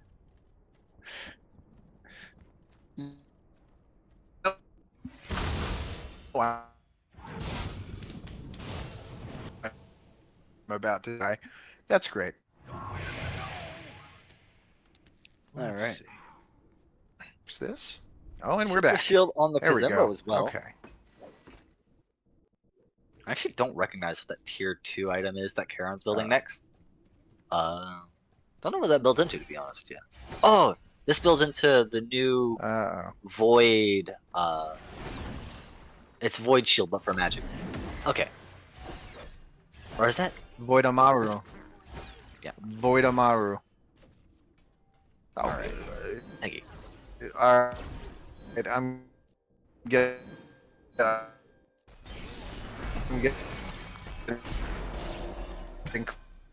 corrected by Bamu. And honestly, I don't hate the pickup. I don't hate the pickup at all. You've got a Chang'e, and you as a Charon do a significant amount of damage to begin with, so reducing those magical protections is just going to bring you benefits. I'd say Bonehead might be in trouble here, but like, he's Arthur, I kind of doubt it. Baby's rotated over as well, so this is just going to be a slap fest. They might as well slap box around Bonehead. Actually, Bonehead's now in trouble. They, King Arthur has bit off a little bit more than they could chew. Big Excalibur break. Big Black Nan drop down. Kraken comes out, but Nan's still the better of it. Half health. I mean, what can you do to take down this Odin at this point? And this is before they start focusing down the magic protections. Krogerman, from the air, cleans up Bonehead. Looking for another. Poseidon forced to the back tower, trying to poke out. And meanwhile, Charybdis has control of the duo lane. I mean, Pojangle's going to rotate back, try to box the Charybdis, but so far, Snips has not been doing that bad in their lane. They've been doing very well, and this is a 3-man rotation over. They're going to pick up Snips, and they're going to roll up on this Fury. Yeah, and there's no reason that they shouldn't go for this Fury here. Odin Cage looks like it's out on Ixchel, and she's going to go down immediately. That makes another down for Kappa Corp, and Pittsburgh could look for this gold. Yeah, that was... The unfortunate thing about the teleporter is that it calls out teleporting, right? Sometimes the good thing about it is that it calls out your teleporting, because you square up once they come out the teleporter, and like that, the Ixchel was not ready to take a 1v3. So, definitely not. Yeah, there's something to be said for not announcing to your enemies that you're coming. You know, I was playing a comp match a few weeks ago. We had the opportunity to pull fire, and they were like, let's pull pyro. And I was like, no. And they're like, why? And I was like, because we don't want to ring a damn dinner bell before we pull the fire. Just pull the fire. There's something to be said for not letting your enemies know you're coming, which is one of the reasons I rarely use that teleporter. Hey, sometimes it don't matter. Sometimes hey, you look, want if I've got a to 7-level lead, sure, on a Mulan, I'll step on that thing and be like, yeah, I wish you would come over. Have fun with that. But it's not usual for me to have a 7-level lead on a Mulan as a mid. So All right. Man, Anywho, I forget the exact. Bonehead's gonna die here. I'm just gonna commentate over this. Funny story from earlier today. I had the. Oh, actually, never mind. Oh. Waddle with the insane Kraken. So much damage. PGD, you're gonna have to think twice about this. And Kroger thinks twice and goes, "Yeah, I want it. Duh." Up to the air. Anvil of Dawn comes crashing down on top of Bambi, but no enough damage to be found against the Kazembo. Excalibur break against Banan, but the Odin still better off for it. And all this damage, all these high impact abilities on all the wrong characters. The tanks are perfectly fine. The damage dealers can just back off and heal up. They forfeit the T2. That's no big deal. T1. They Oh, forced sorry, T1. Right. We're the not second in quite line. to the. Yeah, we're not quite to the T2 yet. I can't count. I apologize. However, was that? Yeah, that's my that's logic. what I thought that was. Not that he needed the damn ult. It appears that he did just fine without the ult. Well played, Busha. Well played. Gonna take out Waddle, and now at this point in the game for PGD, you've got Primal Fury up for grabs. Pyromancer's up. You just got the beacon. You may be getting Pojangle again. Oh no. Oh no, Pojangle might be getting Kroger, man. Pojangle might be getting Snips, but hit an auto! No! Oh man, Snips. As safe as this Charybdis is, they're gonna get away with a murder there. Gonna pop their ult just for the extra speed. And, oh well. And they attempt to try and refrag Bonehead and Bambi might have put themselves in a bad position. Majin Busha and Big Black Banan have rotated over. They're gonna actually try to take this fight. Evil Eyes playing behind on this Shell, throwing out a couple abilities, waiting for the cavalry to come. They want this T1. They want to take this fight, but it may be ill-advised. I think they want this gold. They're positioning for it, and realistically, I mean, you've got Anvil of Dawn, and you've got the Chang'e ult. Odin's coming up behind. Kappa Corp may be falling into a trap here. Well, Primal Fury is going down, but here comes the Secure. Kappa Corp do manage to secure with Kraken. Cage comes out, but it traps everyone in. The Anvil of Dawn comes out. Fred's out. Kappa Corp get dived on. Oh man, the edge of the Anvil crashes down. Krogerman gets one, instantly traded out. Now, what about the rest of this fight, though? As we see, the X-Ball has dropped very low, but no one's able to capitalize. Bonehead has pushed the enemy team back. PGD managed to pick him up, but a sacrifice isn't in vain as everyone from Kappa Corp managed to disengage. I mean, Kappa Corp get the Gold Fury there. They lose Waddle and Bonehead. That X is crazy. I mean, yeah. I mean, I'm getting tired myself of using the word negligible. So I'm gonna try and find a synonym at some point down the road, but like this is close. Gold lead is absolutely nothing at this, point, and Pyros went down, Gold Furies went down. It's the only thing left up right now. Yeah, I mean the only thing left up right now is going to be this Fire Giant, and for both teams in a game this even, it's like I said in that first game, it's gonna kind of be a 50-50 toss, and both teams have some form of secure. Oh, okay, Pittsburgh Gold dudes don't really have any secure. Chang'e ult's more for fighting, yeah.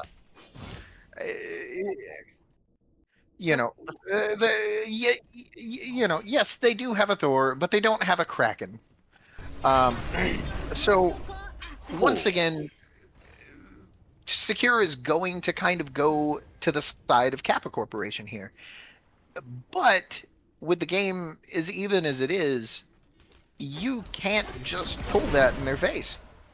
they absolutely have the capability to counter engage it and kill you. You don't have any kind of significant lead to work off of here.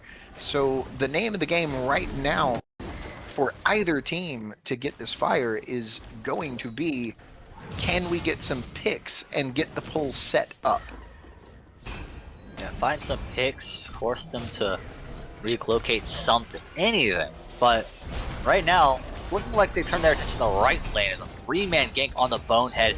Caged in, nowhere to go. King Arthur, Excalibur break on Krogerman. Great target selection. Krogerman dropped very low.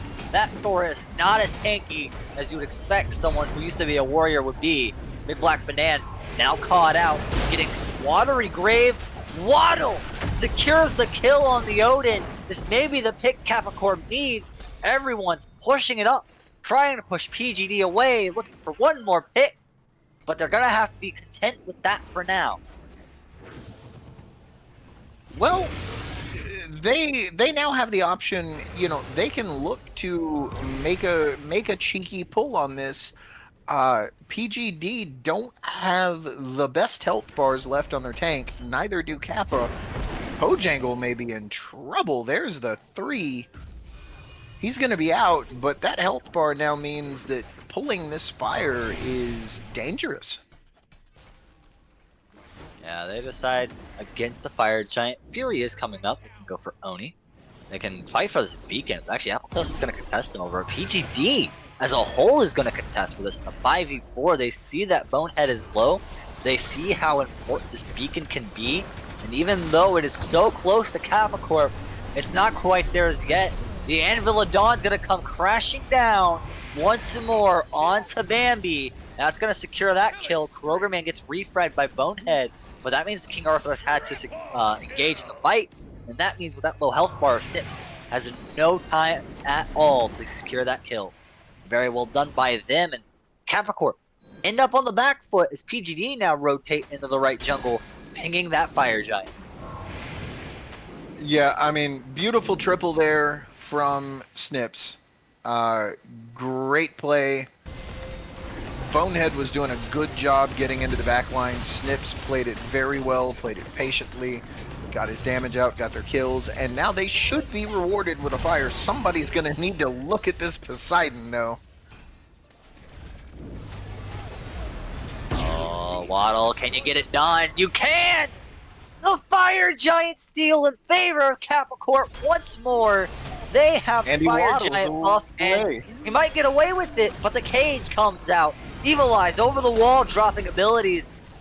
Waddle managed to get away for now. Bambi healing as best they can. Pojangle letting off shots. Now Fire Giant buff, and that's going to do enough to Big Black Banana. Too many B's, too many vowels. Too much damage. Has to retreat. PGD may have the kill lead, but they don't have the gold lead, and they don't have Fire Giant. No, they do not have this fire buff. Now, with the game state the way it is, and the gold lead still relatively in hand, PGD do not have to give up these T2s. Now, you don't want to have a couple of people die for one of these T2s, but you absolutely have the opportunity to make a defense here. I mean, you have a lead on your Chang'e over the Ixchel. And as I stated a moment ago, gold's in a pretty even state, a little bit more lopsided now with these recent objectives from Capricorn. And we do have a couple of them that are going to back and reset and spend a little bit of this gold. But as I said, the T2s for PGD are still totally defendable here. You can definitely defend the T2s. You absolutely defend your birds. And that's all Capricorn should be looking to do with this non-enhanced fire is knock these tier 2s down, maybe try and get a fight. If you can get a fight and get a couple of picks, you start throwing a bird into the conversation. But as of right now, they should be looking to clean these towers up because you don't have that significant of a gold lead to just rampage around wherever you want. You're going to have a fight at whichever one of these towers and birds you go to. Man, I'm looking at that King Arthur, but that's disgusting. Oh man. I'm just looking elsewhere too. You see 24 stacks on that Silver Branch for X-Ball. And to see the Kazimbo be higher build than either the jungler or the mid, or about even at this point, is a wild thought. Now, builds aside, it's time to get some of these C2s, like you were saying. It's time to, start pressing the issue. Bonehead pressing the issue a little bit too much, maybe. Big Black Banana has something to say about it, but Bonehead still managed to get away. He's fine. Yeah, it's King Arthur. It's fine. Yeah, that old Glad Shield. On the other side of the board, we have new Glad Shield. We have Chiron rocking that. So that damage support that we're talking about, packing a wallop on Karen, Glad Shield's gonna help with that. Even if it's not as impressive as the old one for sure, still doing a lot. Well, I think for certain characters, the new one's better. Oh, here we go again. Oh, that was a lot of. What a flurry of abilities. Majin Busha drop low, Evil Eyes forced to pop the ult. Bambi's gonna secure that kill, but can they get out themselves? Oh, so low on the Kazimbo. Bonehead can't get out. Waddle gets a kill. Oh, Jangles gets dropped. Apple Toast. The supports both picking up a kill, and now the chase down. Evil Eyes managed to dodge one. Can they dodge more? The onslaught comes. The X-Shell with no escape gets bitten down on by Karen once more. Taken to the afterlife. Bambi trying to take one more on their way out, but this tower's not going to do enough damage to either of these characters. No, that tower's going down. T2s should go down. I don't see any reason for PGD not to push this. You should be able to turn this into a mid-bird. You've got 18 seconds before Bonehead is even up, and a very low-health Kuzenbo who still hasn't backed. You get this minion wave in here, you at least get this T2. Maybe even bird here. No, I think they're going to make the safe call. Bonehead comes you could up, have. You might have died behind. Yeah, it would have been a close call for sure. I don't think Appletos was at full health, but if they could get a little bit of damage on that Charybdis, one thing goes wrong, with Kazimbo having KAPPA, which deals a surprising amount of damage. That little guy always gets me.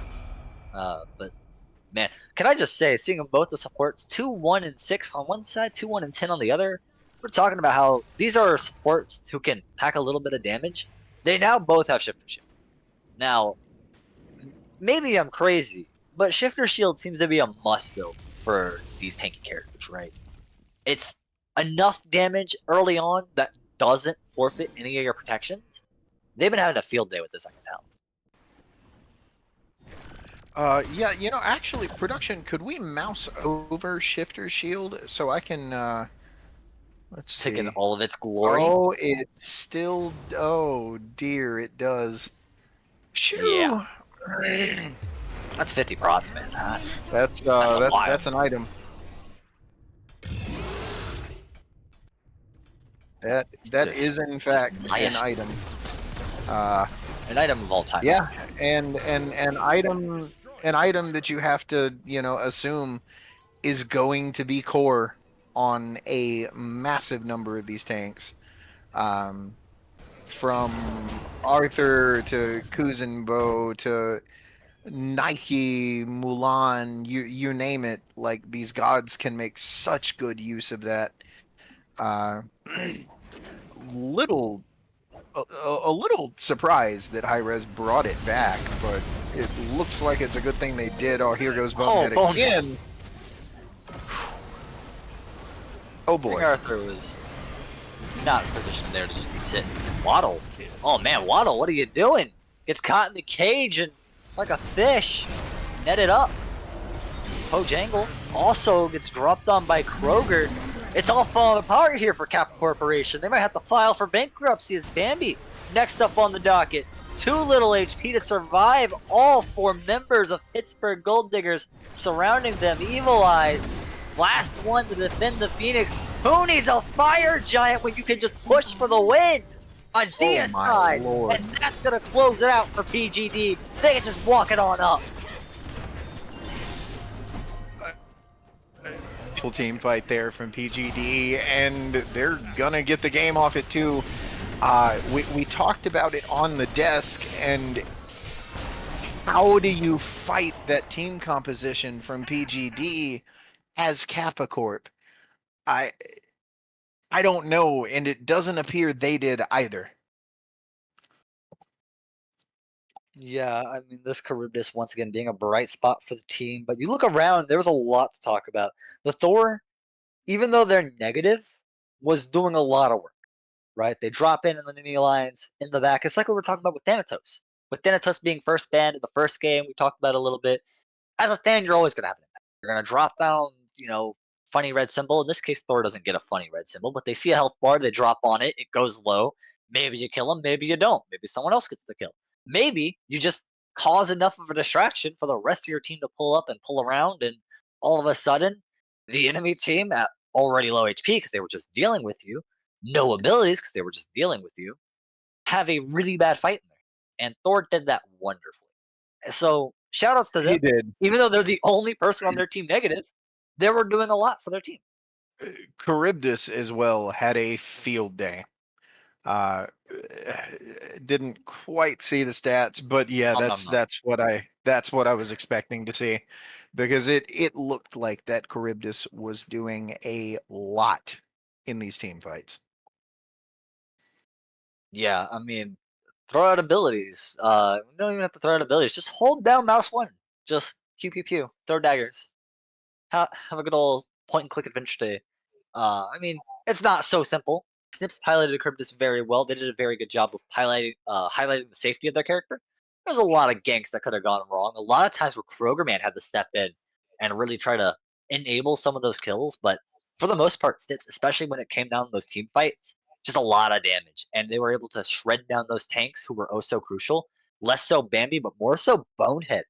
Bonehead would try to push up, create space for the team, try to dictate the flow of the fight, and Snip said no.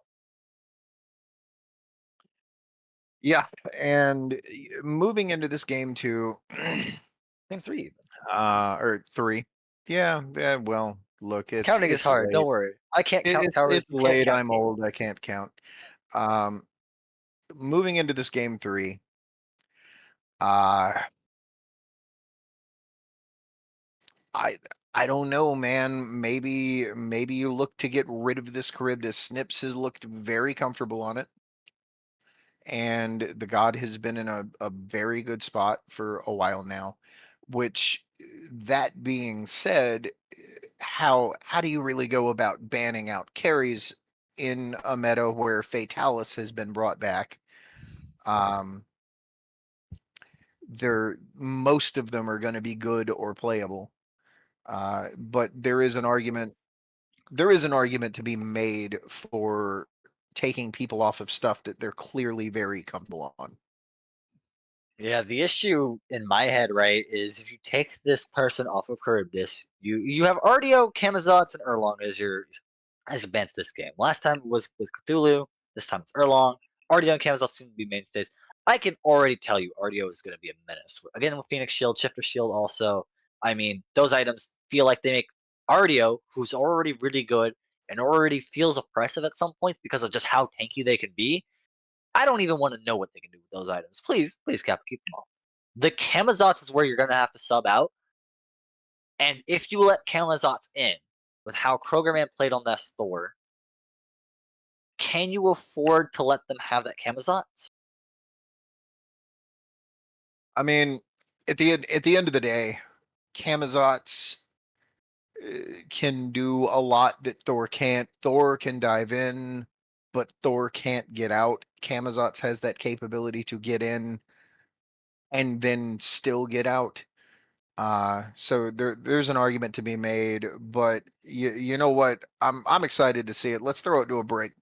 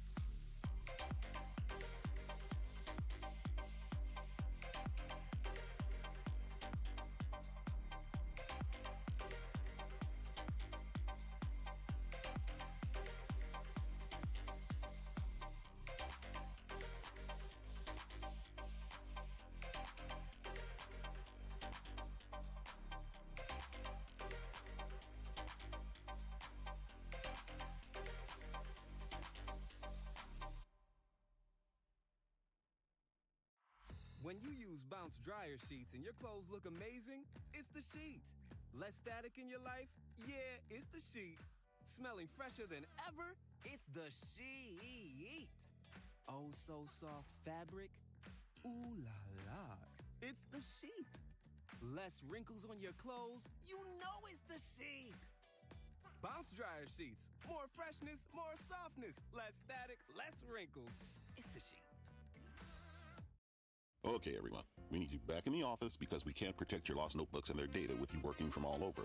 Well, from an IT perspective, I'm not concerned. With HP Protect and Trace with Wolf Connect, I can remotely find lost notebooks and lock their data right here from my desk. But what happens if they lose their HP Elite X360s or notebooks? It still works, and I can even erase them if they can't be retrieved. So fully remote it is, or hybrid, whatever works. Find, lock, and erase lost notebooks with HP Protect and Trace with Wolf Connect. HP recommends Windows 11 Pro for business. The future of endpoint security. HP. Turn up the heat this summer with Verizon 5G Home Internet. Sign up today for a chance to win tickets to the Verizon Home Internet Speak Easy series featuring top artists in your city. No purchase necessary. Must be U.S. resident of eligible zip code, age 21 plus. Void where prohibited. Valid June 13th through July 23rd, 2024. See Verizon5GMusicSweeps.com for details.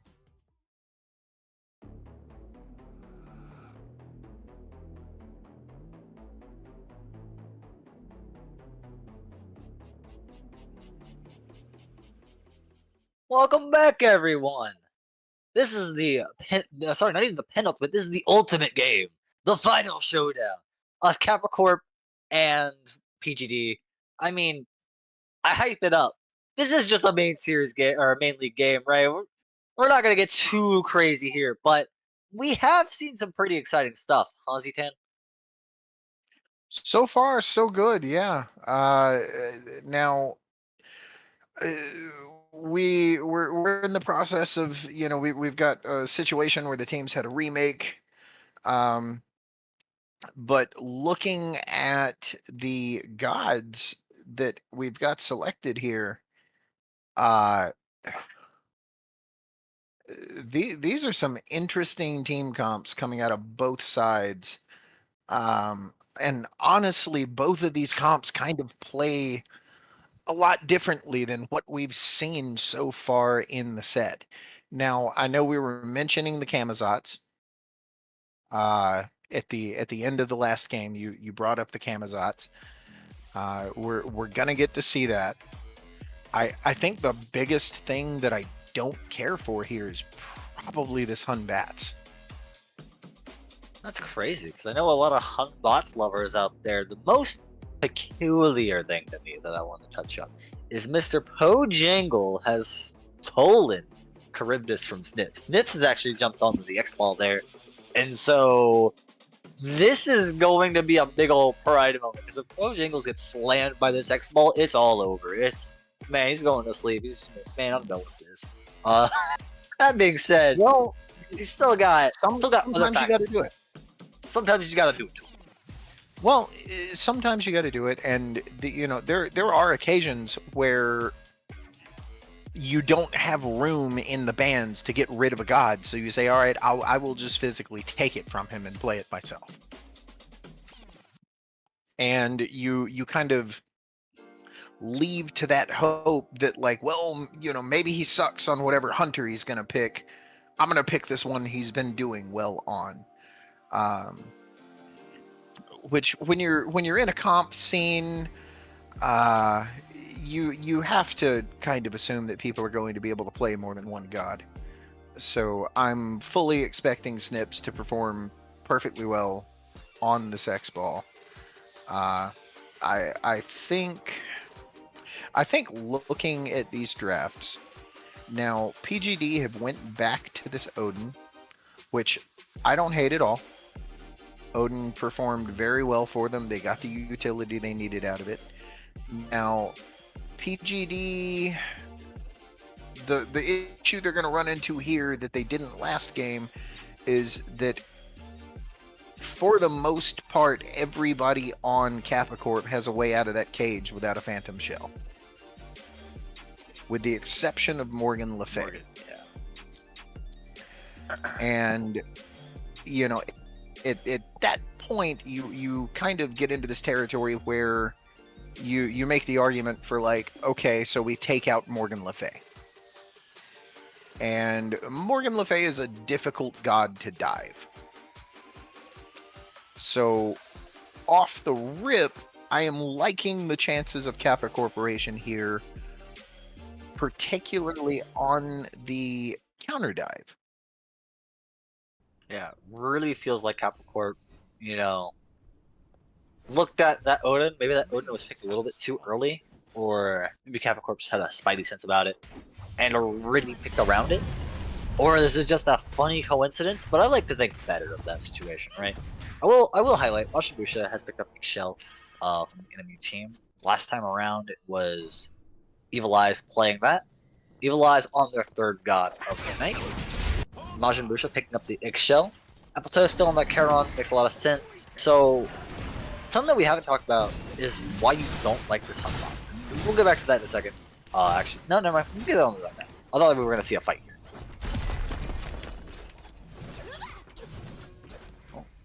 You're seeing a scuffle. That is for sure. Heated work. The aggression is coming out in the duo lane, and as it should be. You've got two very aggressive duo lanes put up here. Mid lane, kind of that same scenario. I mean, you've got an Ixchel, and you've got a lot of damage on Kroger. Woo. Kroger jumped and almost died himself because of Morgan Le Fay's ability. That would have been nasty. Well, and that right there goes kind of to the point I'm making about Morgan Le Fay being a difficult god to dive. Because she's a very difficult god to dive. She's got great damage. She's got a mini Hun Bat's ult on the 1. She's got the knockback on her 2. And now we've got KAMMA moving left. Kroger has managed to get over here after healing on up, trying to deal damage to Bambi, but that's not the target you want. Really want to isolate Poe Jangle and get them dropped low. They do drop them low, but no kill comes out. Waddle on the rotate, but shows up a little too late to the party. Gonna be looking, throwing some monkeys out. But no monkey business to be found. Return back to farming on up. But you're right, this mid lane, Morgan Le Fay is hard to dive, which makes Ixchel's job of boxing them oh so important. Because they don't have to do it alone, per se. But this is just going to be an artillery fight. It's going to be a big stick measuring contest, and Ixchel, in theory, in my head, has the bigger stick. But Morgan Le Fay is an excellent teamfight god. And when we get to that point, this is really going to be some pretty evenly balanced mids here. It is. And oh, Maui gets the stun. Ooh, they might get Apple. There's no way they get Apple. Apple, you gotta get out now. You gotta head for the hills. Don't turn around. What are you doing? He didn't turn around. He got fish hooked. No, he turned around there in the fountain or in the tower. Turn around for a second there. You look back. There's no looking back. Can I just say that Karen has some excellent boat handling skills? He turns that boat on dime. That he can, and it increases with DPI, I might add.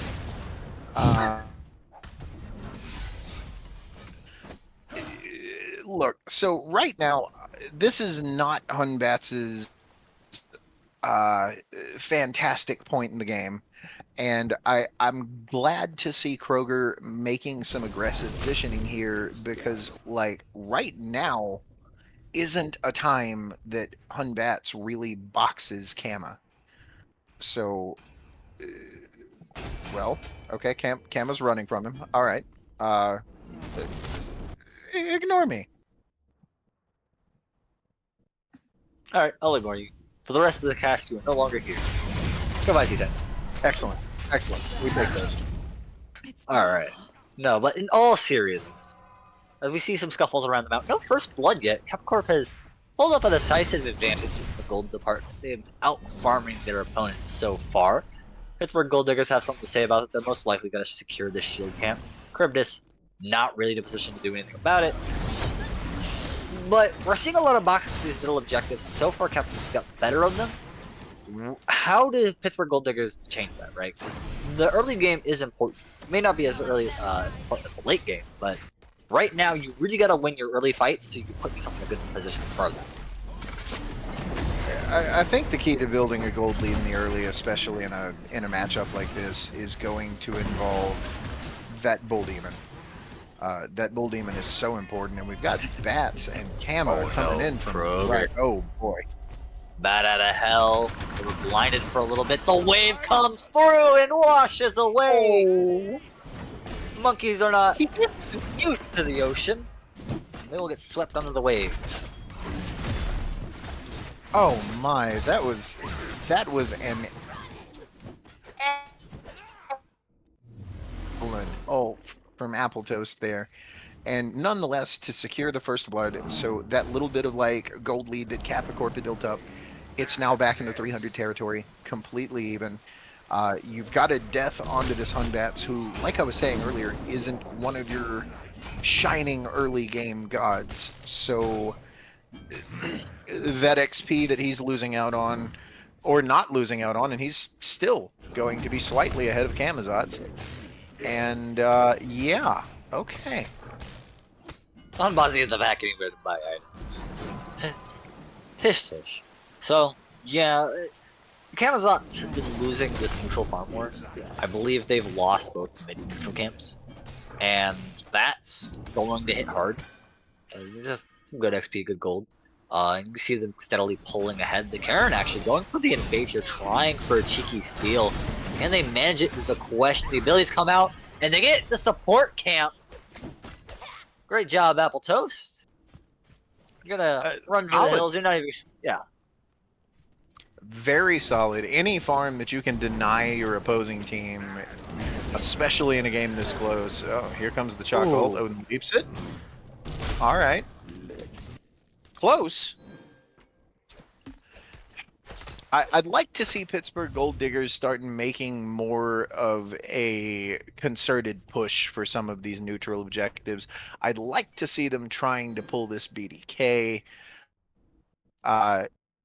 You'll notice I say a lot about this BDK because it really is that important. And you do tend to see it ignored a little bit more in your lower levels of league play. It's not quite for lane, but I would like to see them start moving for this BDK. It's a great way to build a gold lead, and not to mention the gold you can get from taking down these wards is not insignificant after a couple of BDKs. Camazotz and Charon are both trying to hunt down this Hunbots. Want to skin this monkey, but actually the monkey has friends, and they chase away Krogerman and Apple Toast for the meantime. Evil Eye's next up to be looked at. They're just chilling in tower. This is a 3-man rotation, or sorry, 2-man rotation, grouping up with the mid lane.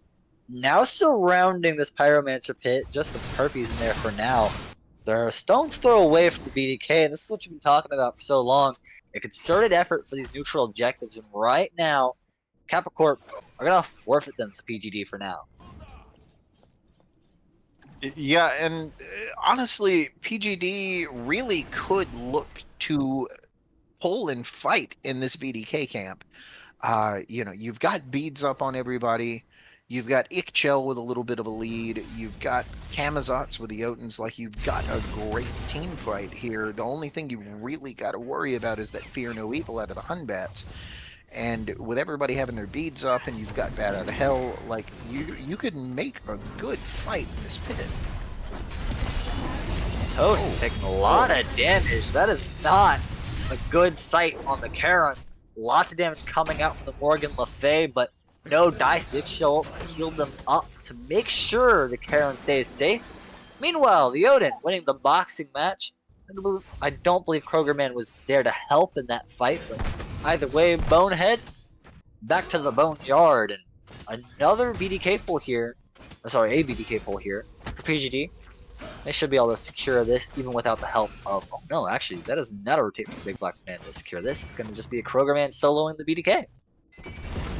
Yeah, and honestly, Kroger made a really good move there. He didn't really need to be in that mid fight. Uh, Chalk went down on that right side. They got the blue invade. They got the BDK. They got a lot for that. And they didn't lose anybody for it. So realistically, all you're looking at there is positive numbers headed towards your side. And again, this gold lead is not. It's 400 or 500 gold. It's almost nothing. Here comes PGD have Kamazov. 2 kills. Capricorn have not shown any prowess in the team fight. They almost got the Karen, but almost is not enough. And as Charybdis gets ganked up on, does what Charybdis do, as you'd expect. Hunbox is going for an invade here. Apple Toast caught wind of it, but I don't think the boatman could do much about this monkey. Well, it's gonna just dip on away. Bambi's actually gonna pull up to the party. Evil Eyes is gonna show their face.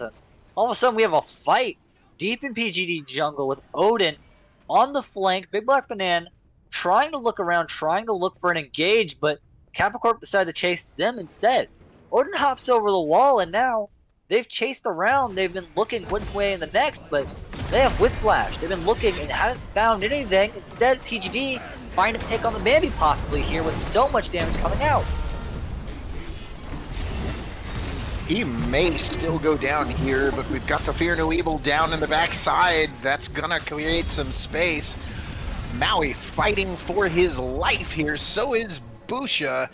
Everybody's out for the moment. Now Kamazotz goes down on the backside. Bonehead's going to pick up the kill. And it looks like that's all we've got for the moment. BDK's up and Beacon's shortly following behind. Yeah, the Maui has to back, and I guess so. No, the Hunbox has to back from him.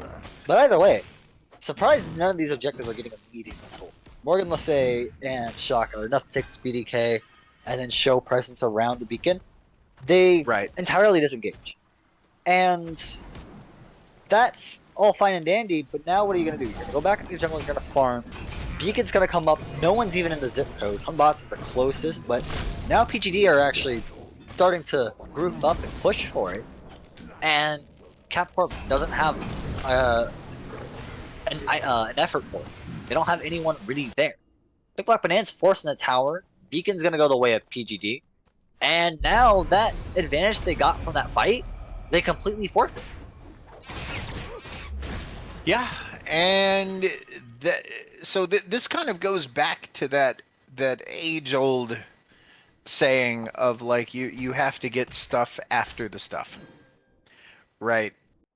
Kills are good, they're great, but kills are a means to an end. You will not win a game on kills alone. You have to be getting value after the kills, and for you to get that kill and then get nothing behind it, it just doesn't do much for you.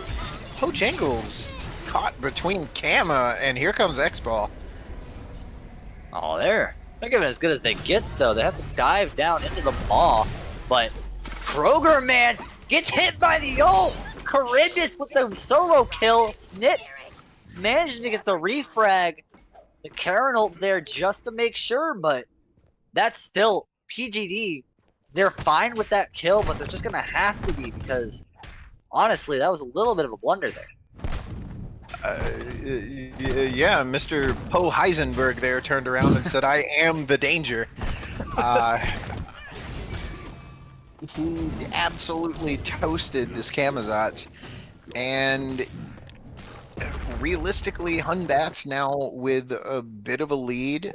Shifter's shield. Looks like he might be going into a Hydra's or Heartseeker or something here. And still, we have just nothing in the gold differential. It's sitting around 1,000. We've got another fight that looks like it might be on the verge of breaking out over here. Kroger's already low. Kroger just died. Kroger looking to get another death. This Camazotz, we're talking about Camazot's safety, being able to get in the fight and then out with Bat Out of Hell. They are not showing. In fact, they are the only 2 deaths of their team so far. It's still very early on. I say early on at the 15-minute mark, but it hasn't been a very bloody game. PGD have gotten a couple kills spread around. KAPPA really been able to bite down on this Camazotz, really make sure that they can't get the value that they want out of this pick. After banning it for so long, it hasn't seemed to be a problem. Camazotz is a...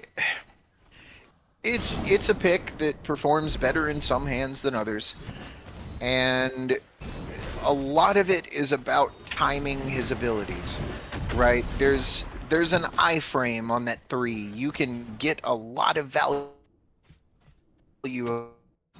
out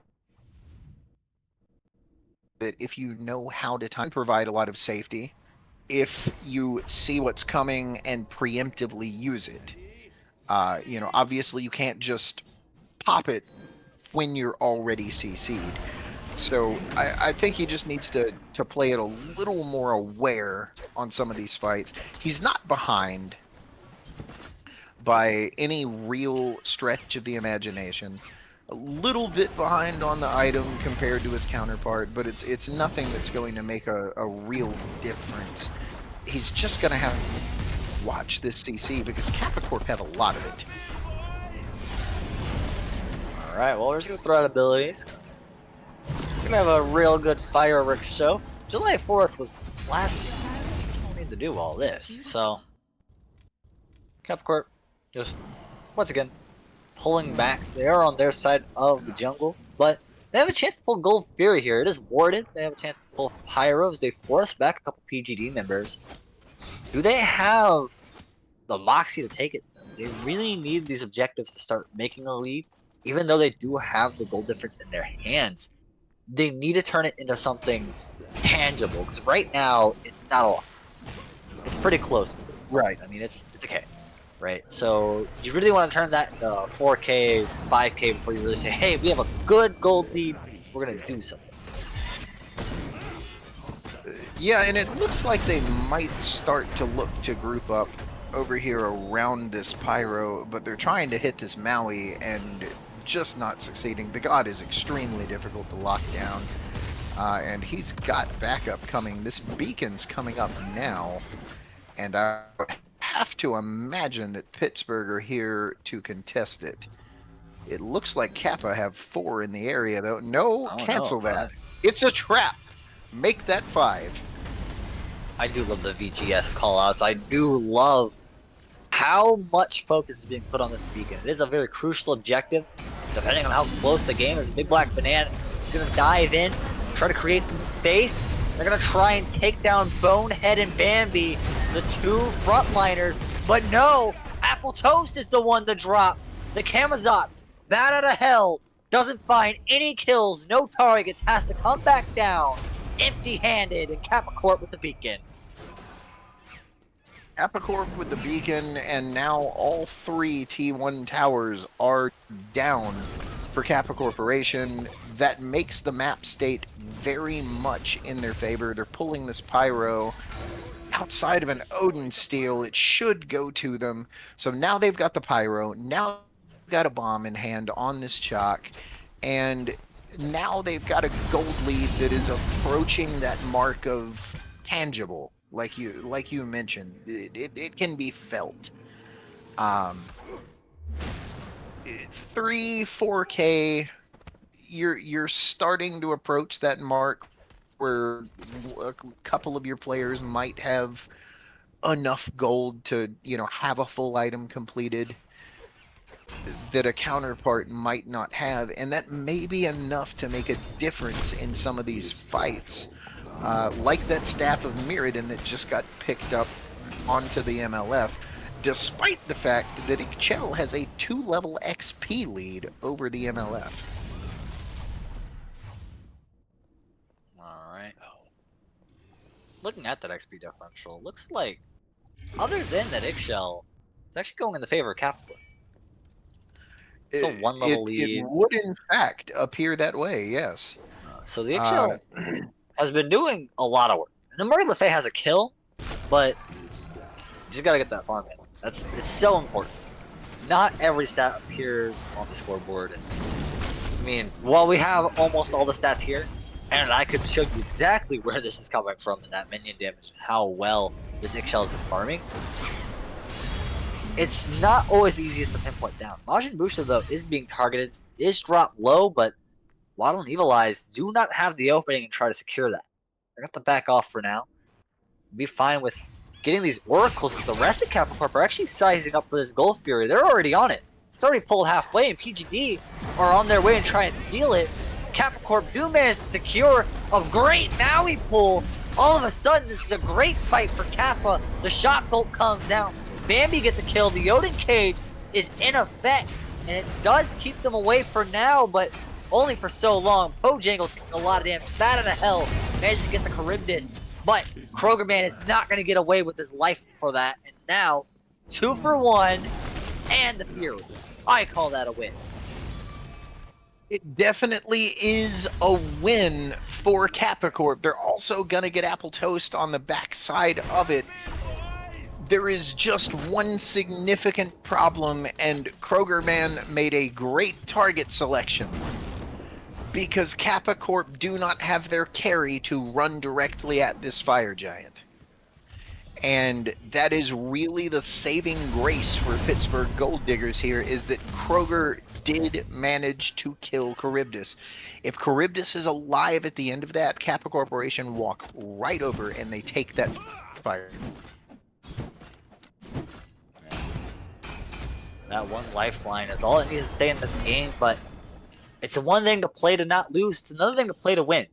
KAPPA Corp right now are playing to win. That was a great Gold Fury pull. It's kind of out of nowhere. PGG weren't really on top of it.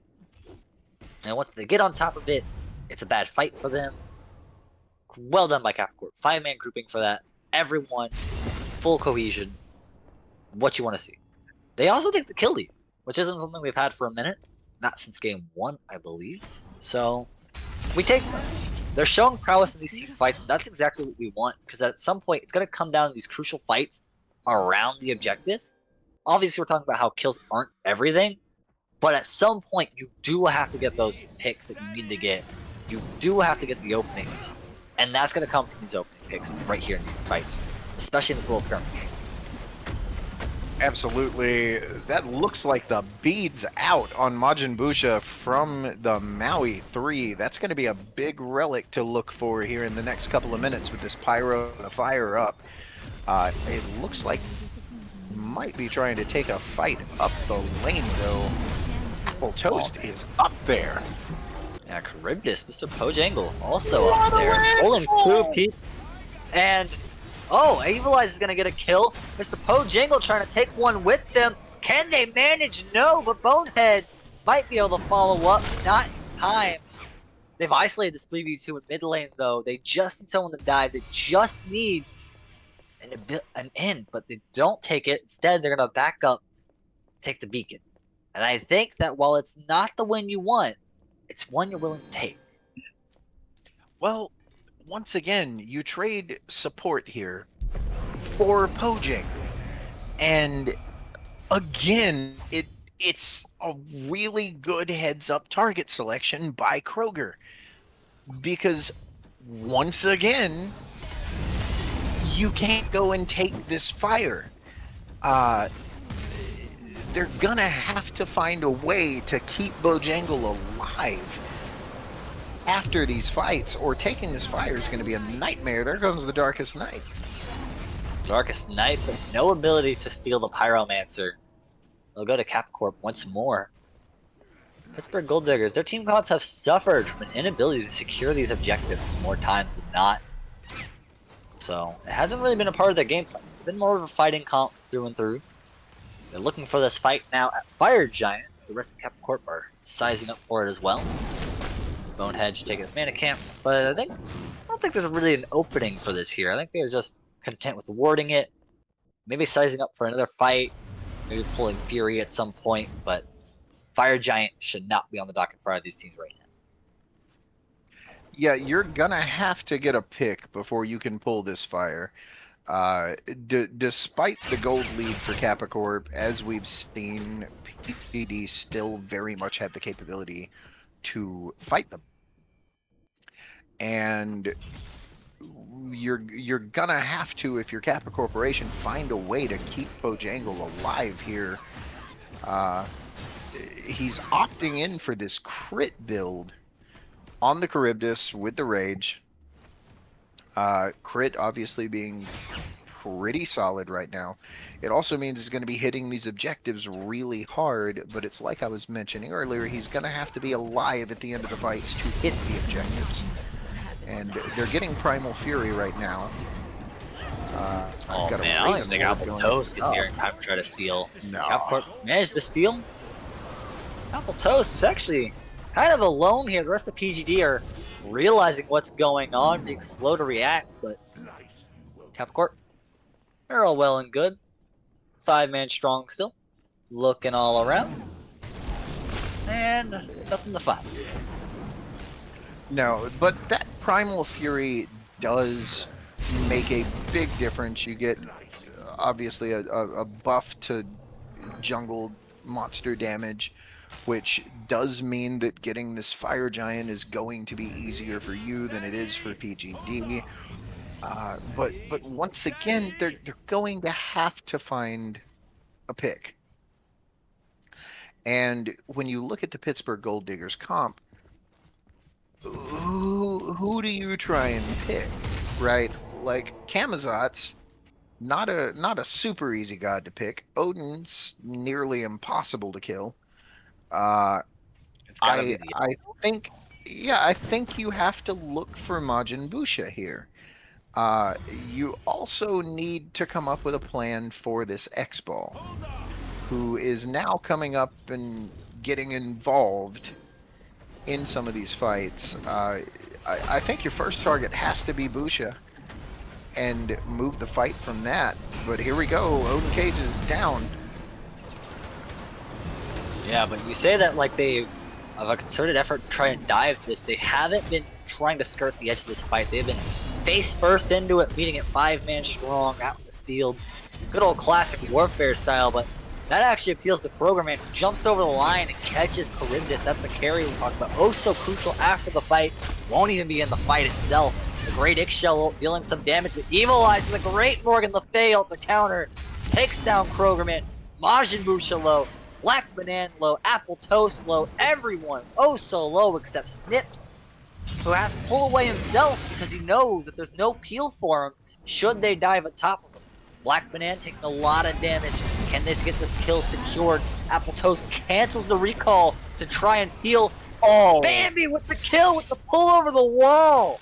Not how I expected the Odin to go down, but with 2 hits, it's gonna be no Fire Giant pull with no Charybdis. The audacity of that Maui. What a landfall. My lord. I thought, I'll be real, I thought Odin was free and clear. So, once again, we have a fight that kind of turned into a stalemate. Technically went in the favor of Kappa Corporation, but you still can't get the fire afterwards, so it's irrelevant. We got Beacon, boys. It's okay. I am getting the feeling, Terry, that we are in for a long game. When you say that, it can't go. I mean, at this point, Kappa Corp are winning everything that matters. PGD haven't shown a good fight in a while. Well, they haven't been, casket closed on them quite yet. Kappa Corp have been putting up some great fights, some great objective play.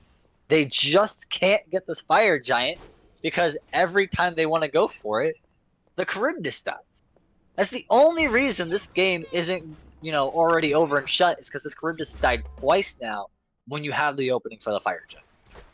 And so PGD, that's their saving grace. It's keeping them in the game, but I don't know if they have a way to steal the game away from Capital right now. Well, once you start approaching the 29-30 minute mark, there's always a way to steal the game away. right? Like you're starting to get to these higher ends of the builds, and Kappa Corporation are now pretty significantly ahead in the build department. So I'd like to see Kappa Corporation taking the fights here and being aggressive, because they do have a pretty concerted advantage in a team fight right now. The longer they let this go, the longer they let this go, the less that lead is going to matter. They've got to use it while they have it. I like what you said. Get aggressive, set the tempo, start the music, because here comes the dance. Pittsburgh Gold Diggers are pushed back. Capcorp have control of the Fire Giant pit as everyone starts to skirt the edges looking for fresh meat. But right now it's going to be Bonehead taking a bunch of damage, but they're hard-headed. They're going to be fine with whatever you throw their way for the meantime, but Capcorp really need to dive on some of these damage dealers. They're looking around. They can't find Pittsburgh Gold Diggers, just trying to stay back, not give anything away, nothing for free for sure. They want to tax Capcorp for everything they want, and Capcorp, they just pull back for now. They're trying to play it safe, trying to isolate a pit, trying to get something going their way so they can take a fight that is firmly in their favor. Nothing shows itself so far. No, and I do believe that PGD are going to need to build some anti-heal for this Chalk, for this Morgan Le Fay, for this Charybdis with the Aussie. They don't have anti-heal, and I do think they're going to need it. Outside of that Envenomed Executioner, I'm hoping the next item we're about to see on Ikchill is going to be a Divine Ruin. That should help them out a lot. Oh my, looks like Capcorp are pulling. Yeah, Waddle's taking some aggro that's going to be rotated over by Pojangle. They dropped the Fire Giant, so no longer looking at that. But they need to give PGD an incentive to pull in, an incentive to step near the Fire Giant pit into a bad fight. Because Capcorp know that they can take this fight, they just need to take it on their terms. For now, PGD realize what's going on. They pull back once more. Instead, Capcorp was trying to get some jungle farm, getting a little bit more gold, pushing themselves closer and closer to full build. And no more Fire Giant pool. It seems we're done for the time. Yeah, that kind of petered out a bit, and it looks like... Oh, there we go. Okay, so Charybdis now has Rage and Deathbringer. She's got Exy. She's got Dominance. She's got Death's Tempest. What are objectives? What Temper. Death's Temper. Blast it. Close. Temper, Tempest. It gives you attack speed. Tempest makes sense. That is a very hard-hitting build. It is also a very expensive game. A very expensive build that you don't really get on till the late. But now that it's on, you've got to look to Charybdis to make the difference here and do this damage. And you're going to have to get a pick to pull this fire. And I think that's going to have to come from... well, judging by the health bars, it might come from Kroger if he's not careful. Here we go. They're fighting.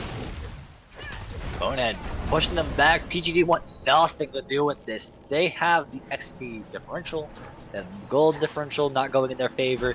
Capcorp are 9k ahead at this point. They're actually going to force in a tower here. They're tired of dancing around Fire Giant. They're tired of looking for a good fight.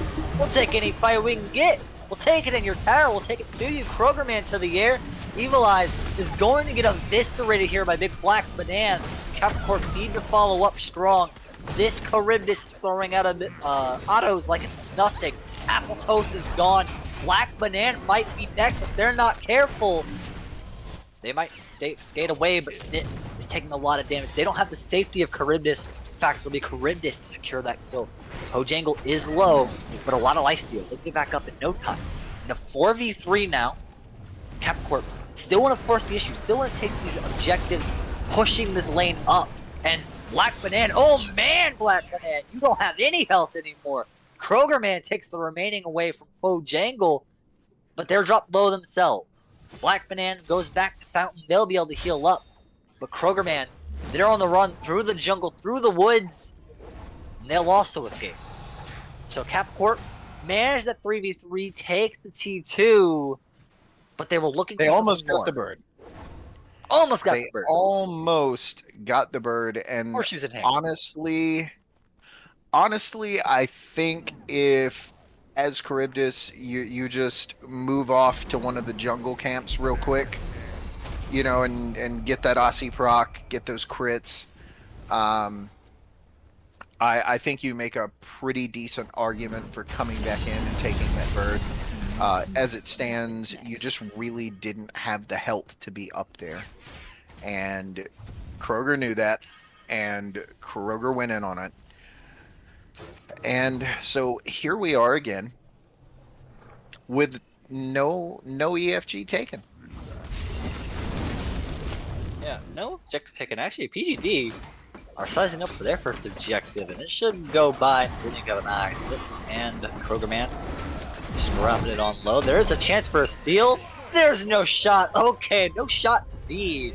A Maui pull to try and get that going, but Waddle and Bambi just gonna chill for the time being. In fact, the Camazotz has the back. In the meantime, a Fire Giant pull. Very ill-advised one, and it's just to try and pull PGD in. They just want PGD to try and pick a fight in fair territory, because they know that any fair fight favors them. And right now, that fight's going to kick off here in the mid lane. Yeah, they're going on to Black Banana. Camazotz is off to the side. Bonehead's up. Odin's in. Cage is out. Nothing coming of it quite yet, though. Bonehead's still in the back. Kroger picks up Evil Eyes, and there we go. That's going to be a double for the Camazotz. There's Fears of Evil. Kroger goes down to Waddle. And we're almost back to a stalemate here, Terry. That said, if the PGD can get anything else from this push, we're looking at very dire times for Captain. They can't let this lead slip. They've had it for so long.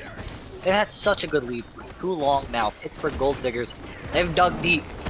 They've tried and tried to find something to go in their favor, and finally at 36 minutes, they win a fight, and they take a T2. I think they're going for the CFG. They very well could be. I mean, you know that there's almost no ults left on the side of KAPPA Corp. Honestly, I would pull this fire here. It might be time, but those are very low death counters right now. And the rest of KAPPA Corp seem to have eyes on it and are waiting. They see the back from the Charon, and that gives them the signal that there's no such Fire Giant pull about to happen. So even though they take that loss there, they easily recover. We're at 37 minutes now, and I didn't want to believe it when you said it, but we may be in for quite a long game. I've been at this for 11 years now, and my spidey senses are usually decent about stuff like this. And now we're at a point where the gold doesn't matter. Everybody's at full build, plus or minus some pots here and there. The gold difference is now completely irrelevant. So this is anybody's game. Anyone's game. Now we're circling the Fire Giant pit once more. I've seen this song and dance before. When will it end? You've reprised the chorus 3 times now. But eventually the song has to end. The music has to stop. Bambi gonna pull Kroger, man, but no one able to follow up. Waddle looking to have an impact. One very big Fear No Evil is all it would take, and PGD would be out for the count. One good Fear No Evil, one good Morgan Le Fay as well could do a lot of damage. Could put them so far behind they can't pull back. For now, this Maui looking for the opening, stuns Big Black Banana, but no follow. Once more, they step on their toes, but no haymakers. Bonehead is positioning like he really wants to get in here. He is chomping at the bit to get into this fight. Kroger Man's on the backside, but he's gonna think better of it. Honestly, I think that might have been Pittsburgh's opening there. You had Evil Eyes and you had Pojangle little bit of health missing from the bars. You had Kamazots behind him. I think you call the full send there. I think you go right on him, but it looks like they might be doing it now. Oh, Kroger Man at the front lines, not where you want your assassin to be. They instantly get eaten up. Bonehead taking a lot of damage, but it's only enough to drop the half. Evil Eye sending out some artillery, but not enough to kill anyone. They do get their pick. Some low HP bars. KAPPA Corp are just content with this for now, but Bambi in the Fire Giant pit is going to start it up. Oh, I don't like these this. low health bars. I don't like this either. Oh man, Bonehead's going to have to do a wonderful job of creating this space. They drop the Fire Giant instantly. Evil Eye's back in the pit. We're looking for a fight against PGD now. Mr. Pojangle has that lifesteal, can heal up the full in the blink of an eye. They just need to land these autos, just need to shred one of these tanks, and it could be all that she wrote. I like that KAPPA Corp tentatively did that. You know what I'm saying? Like they got off immediately as soon as PGD even got near it. Like you have to feel like somebody was in the team comms and they were like, "Hey, look, I've got a really dumb idea, but we immediately run if they show up." Fair enough. Right. Now you got to back. Like you got to back. You got to get these health bars back. And once again, you're gonna have to do the dance for this EFG. And again, here we are, and it's anyone's EFG to have. T2's on the board at 40 minutes in, man. Come on now. I don't know. I think for KAPPA Corp, you've got to find a way to get in on Busha, and Chalk is in there. Oh, Shock's not gonna be in there for long. Can't heal because of the cage. Has to get out. Can't dash away because their axe is actually in the middle of the cage, but that's fine. PGD actually disengaged from that. Bambi pulls on in, and the rest of KAPPA Corp are following suit. No fear in their eyes. They think that they have this. They just, again, they want one fair fight that they think they can win, and they're gonna go all in. Once they have that opportunity, they're going to go all in, all the chips on the table. They're going to flop those pair of aces, show PGD what they're really made of. But I mean, their time to do it slipping away. Yeah, they get their hand concealed. That Odin cage is coming back up sooner rather than later. Kroger's, near half health over in this mid lane. If they want to get aggressive, they've got to do it now before these ults come up. Never mind, the ults are back up. That time has slipped away. There's only one relic down for the side of PGD, so I mean, we're not really winning the relic battle. They're winning the relic battle either. PGD? No, this is dead even. We're just dead even again. The gold advantage is there, but I mean, that might be, what, one power pot? It's not enough. What is enough is this engaged by the Odin. A great cage keeps Pojangle secured for a little bit, but the Smite is so spread out. Kroger Man trying to hit the back line. Black Banana trying to hit the back line. The frontliners for KAPPA Corp were getting slaughtered out there, but they stay alive for now. Evil Eyes has to back at low HP. Actually, it's going to be Waddle. Out the jungle, out goes Kroger Man. And that's the pick you want. One pick is all it takes. And now you have the advantage going into this Fire Giant pool. Yeah, absolutely. And you've got this Deathbringer, you've got this Rage, Maui, Charybdis, MLF. They're pulling this EFG right now. Looks like Waddle and Waddle and Chalk are going to try and keep Odin out of here. But, oh no, they're in the pit. Black Banana slipped through, but Banana brought it away. Majin Busha does manage to secure a kill, but the EFG finally in KAPPA Corp's hands. They've been fighting for it for 13 minutes, and now they can say they successfully have it. And with 4-man strong, 4v3, they have a chance to push for more objectives. For now, it's going to be a Fury pool. But after they get that Fury, what's the play? Well, the obvious answer to that, Terry, is that you've got to get these birds, and you've got the EFG on you, and I don't even know that I super care for the Fury pull here. We've mentioned already that 44 minutes into a game, gold is irrelevant. What you need here are objectives and kills. It's kind of the opposite of what we talked about for the early and the mid game, right? Where it's like you need the objectives, not the kills. But now we're at a point where the gold just doesn't matter as much, so now your team fight dynamic has to change. You're going to have to find a way to actually eliminate some of the Pittsburgh Gold Diggers. The nice thing about this EFG, though, is that if you can create, you don't necessarily have to kill on the Phoenix Assault. You can create enough space that Charybdis is able to get in and kill it because you don't need the minion waves. You can clean up this tower and right pretty quickly, pretty easily. They're getting a pyro. That's going to be 3 bombs in pocket. No, that's going to be 1 bomb in pocket on the side of KAPPA Corporation because I'm blind. Odin is sitting with 2 bombs in pocket on the side of PGD. But you do now have a bomb. Yeah, I mean, you do now have a bomb in hand, and with EFG and a bomb in hand, that should, and I stress the word should because we've seen some back and forth in this game, but that should mean that a bird is going down. 5-man up left, KAPPA Corp. They're calling the play.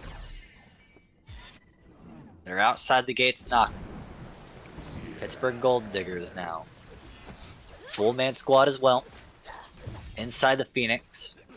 They're gonna wait for these minions to pull up. Bambi waiting. Bambi looking for a good hook. Misses Krogerman by inches. But all these ults are up. At any point, the fighting could start. It could finish just like that. So you gotta watch carefully. Bambi's who I'm looking to engage. The Maui Island pull should cause enough for disturbance to allow the end for KAPPA Corp. Morgan Le Fay on Evil Eyes, Mr. Pojangles on Charybdis.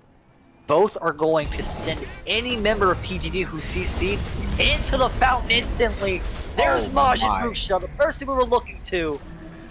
They're instantly killed. Krogerman with the bat out of hell finds no one, but so much damage comes through. It's gonna have to be a fear no evil defensively.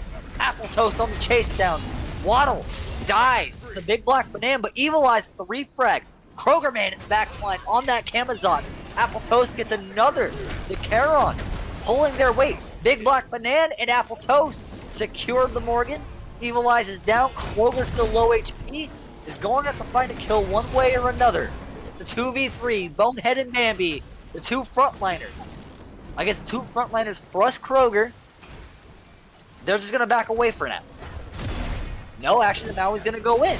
He's going to try and find Kroger, try to secure, but this is ill-fated. There's not enough damage to secure Kroger. There's too much heal, and now Bonehead trying to do what they can, but it's not enough. There's not enough damage to take them down outright yet, but eventually it has to come. They're whittled away, eroded into the river, and it's now 3 people for Pittsburgh Gold Diggers to do whatever they want on the map, but not a single objective is for there to find. Well, they've got 15 seconds until Waddle's up. They can get this T2 in left, and they can get the beacon. EFG is about to come up, and PGD are all available. So that fight being as drawn out as it was, and them coming up on the good side of it at the end, they should now get this EFG. That's true. I mean, Waddle's here to steal, but I don't know how much I trust the Hunbots to steal, especially when Odin's already has their number. They're already trying to push them back. This Fire Giant is going to get defeated. Look at that, half health already. We've been talking so much about how Charybdis should be deleting objectives, but this X-Ball is also just as good. Waddle's gonna go for it. die in the process. PGD with an easy EFG, and now they're gonna run it down. Kroger Man already in position for the cutoff, and now it's only 3 members of Kappa Corp to hold out here at 50 minutes. They've been ahead this whole game, and now they're watching it slip away. The kill total now 18-17 in favor of PGD. 5-3. They're just gonna run it down. The Phoenix barely exists. Bonehead is soon to not exist. This tight, oh so healthy, and now oh so low, and now oh so dead. No one's gonna know if Bull's gonna save it. It's gonna be PGD in game 3.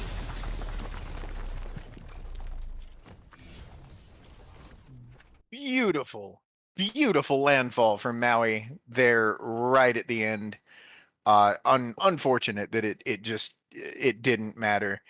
And this is the reason that as a C2, as a Smite player in general, that I talk so much about gold leads not mattering once you hit that 30-minute mark or so.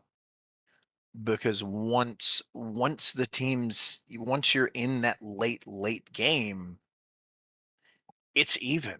Regardless if you had a 20K lead or a 10K or a 5K, once those builds are full, it's anybody's game. And PGD made a spectacular defense on the Phoenix there at the end of the game. They did lose the Phoenix, but Kappa Corporation lost most of their team. And from that, PGD were able to take the EFG, got a couple of kills, and ended the game.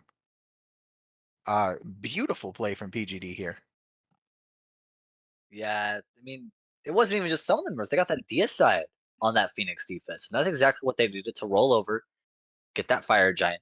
And I think at some point, that was a moment where you had to say, okay, they got the fire giant, right? They're already all surrounding it. Hunbots is too committal. He has to get in there. Waddle tried and instantly got exploded.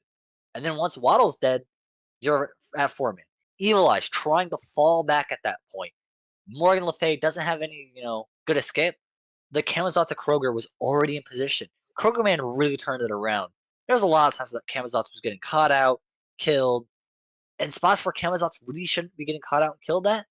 We've talked about sometimes them playing too passive. Really near the end there, they highlighted just how strong they could be on that Camazotz. They made it work for them.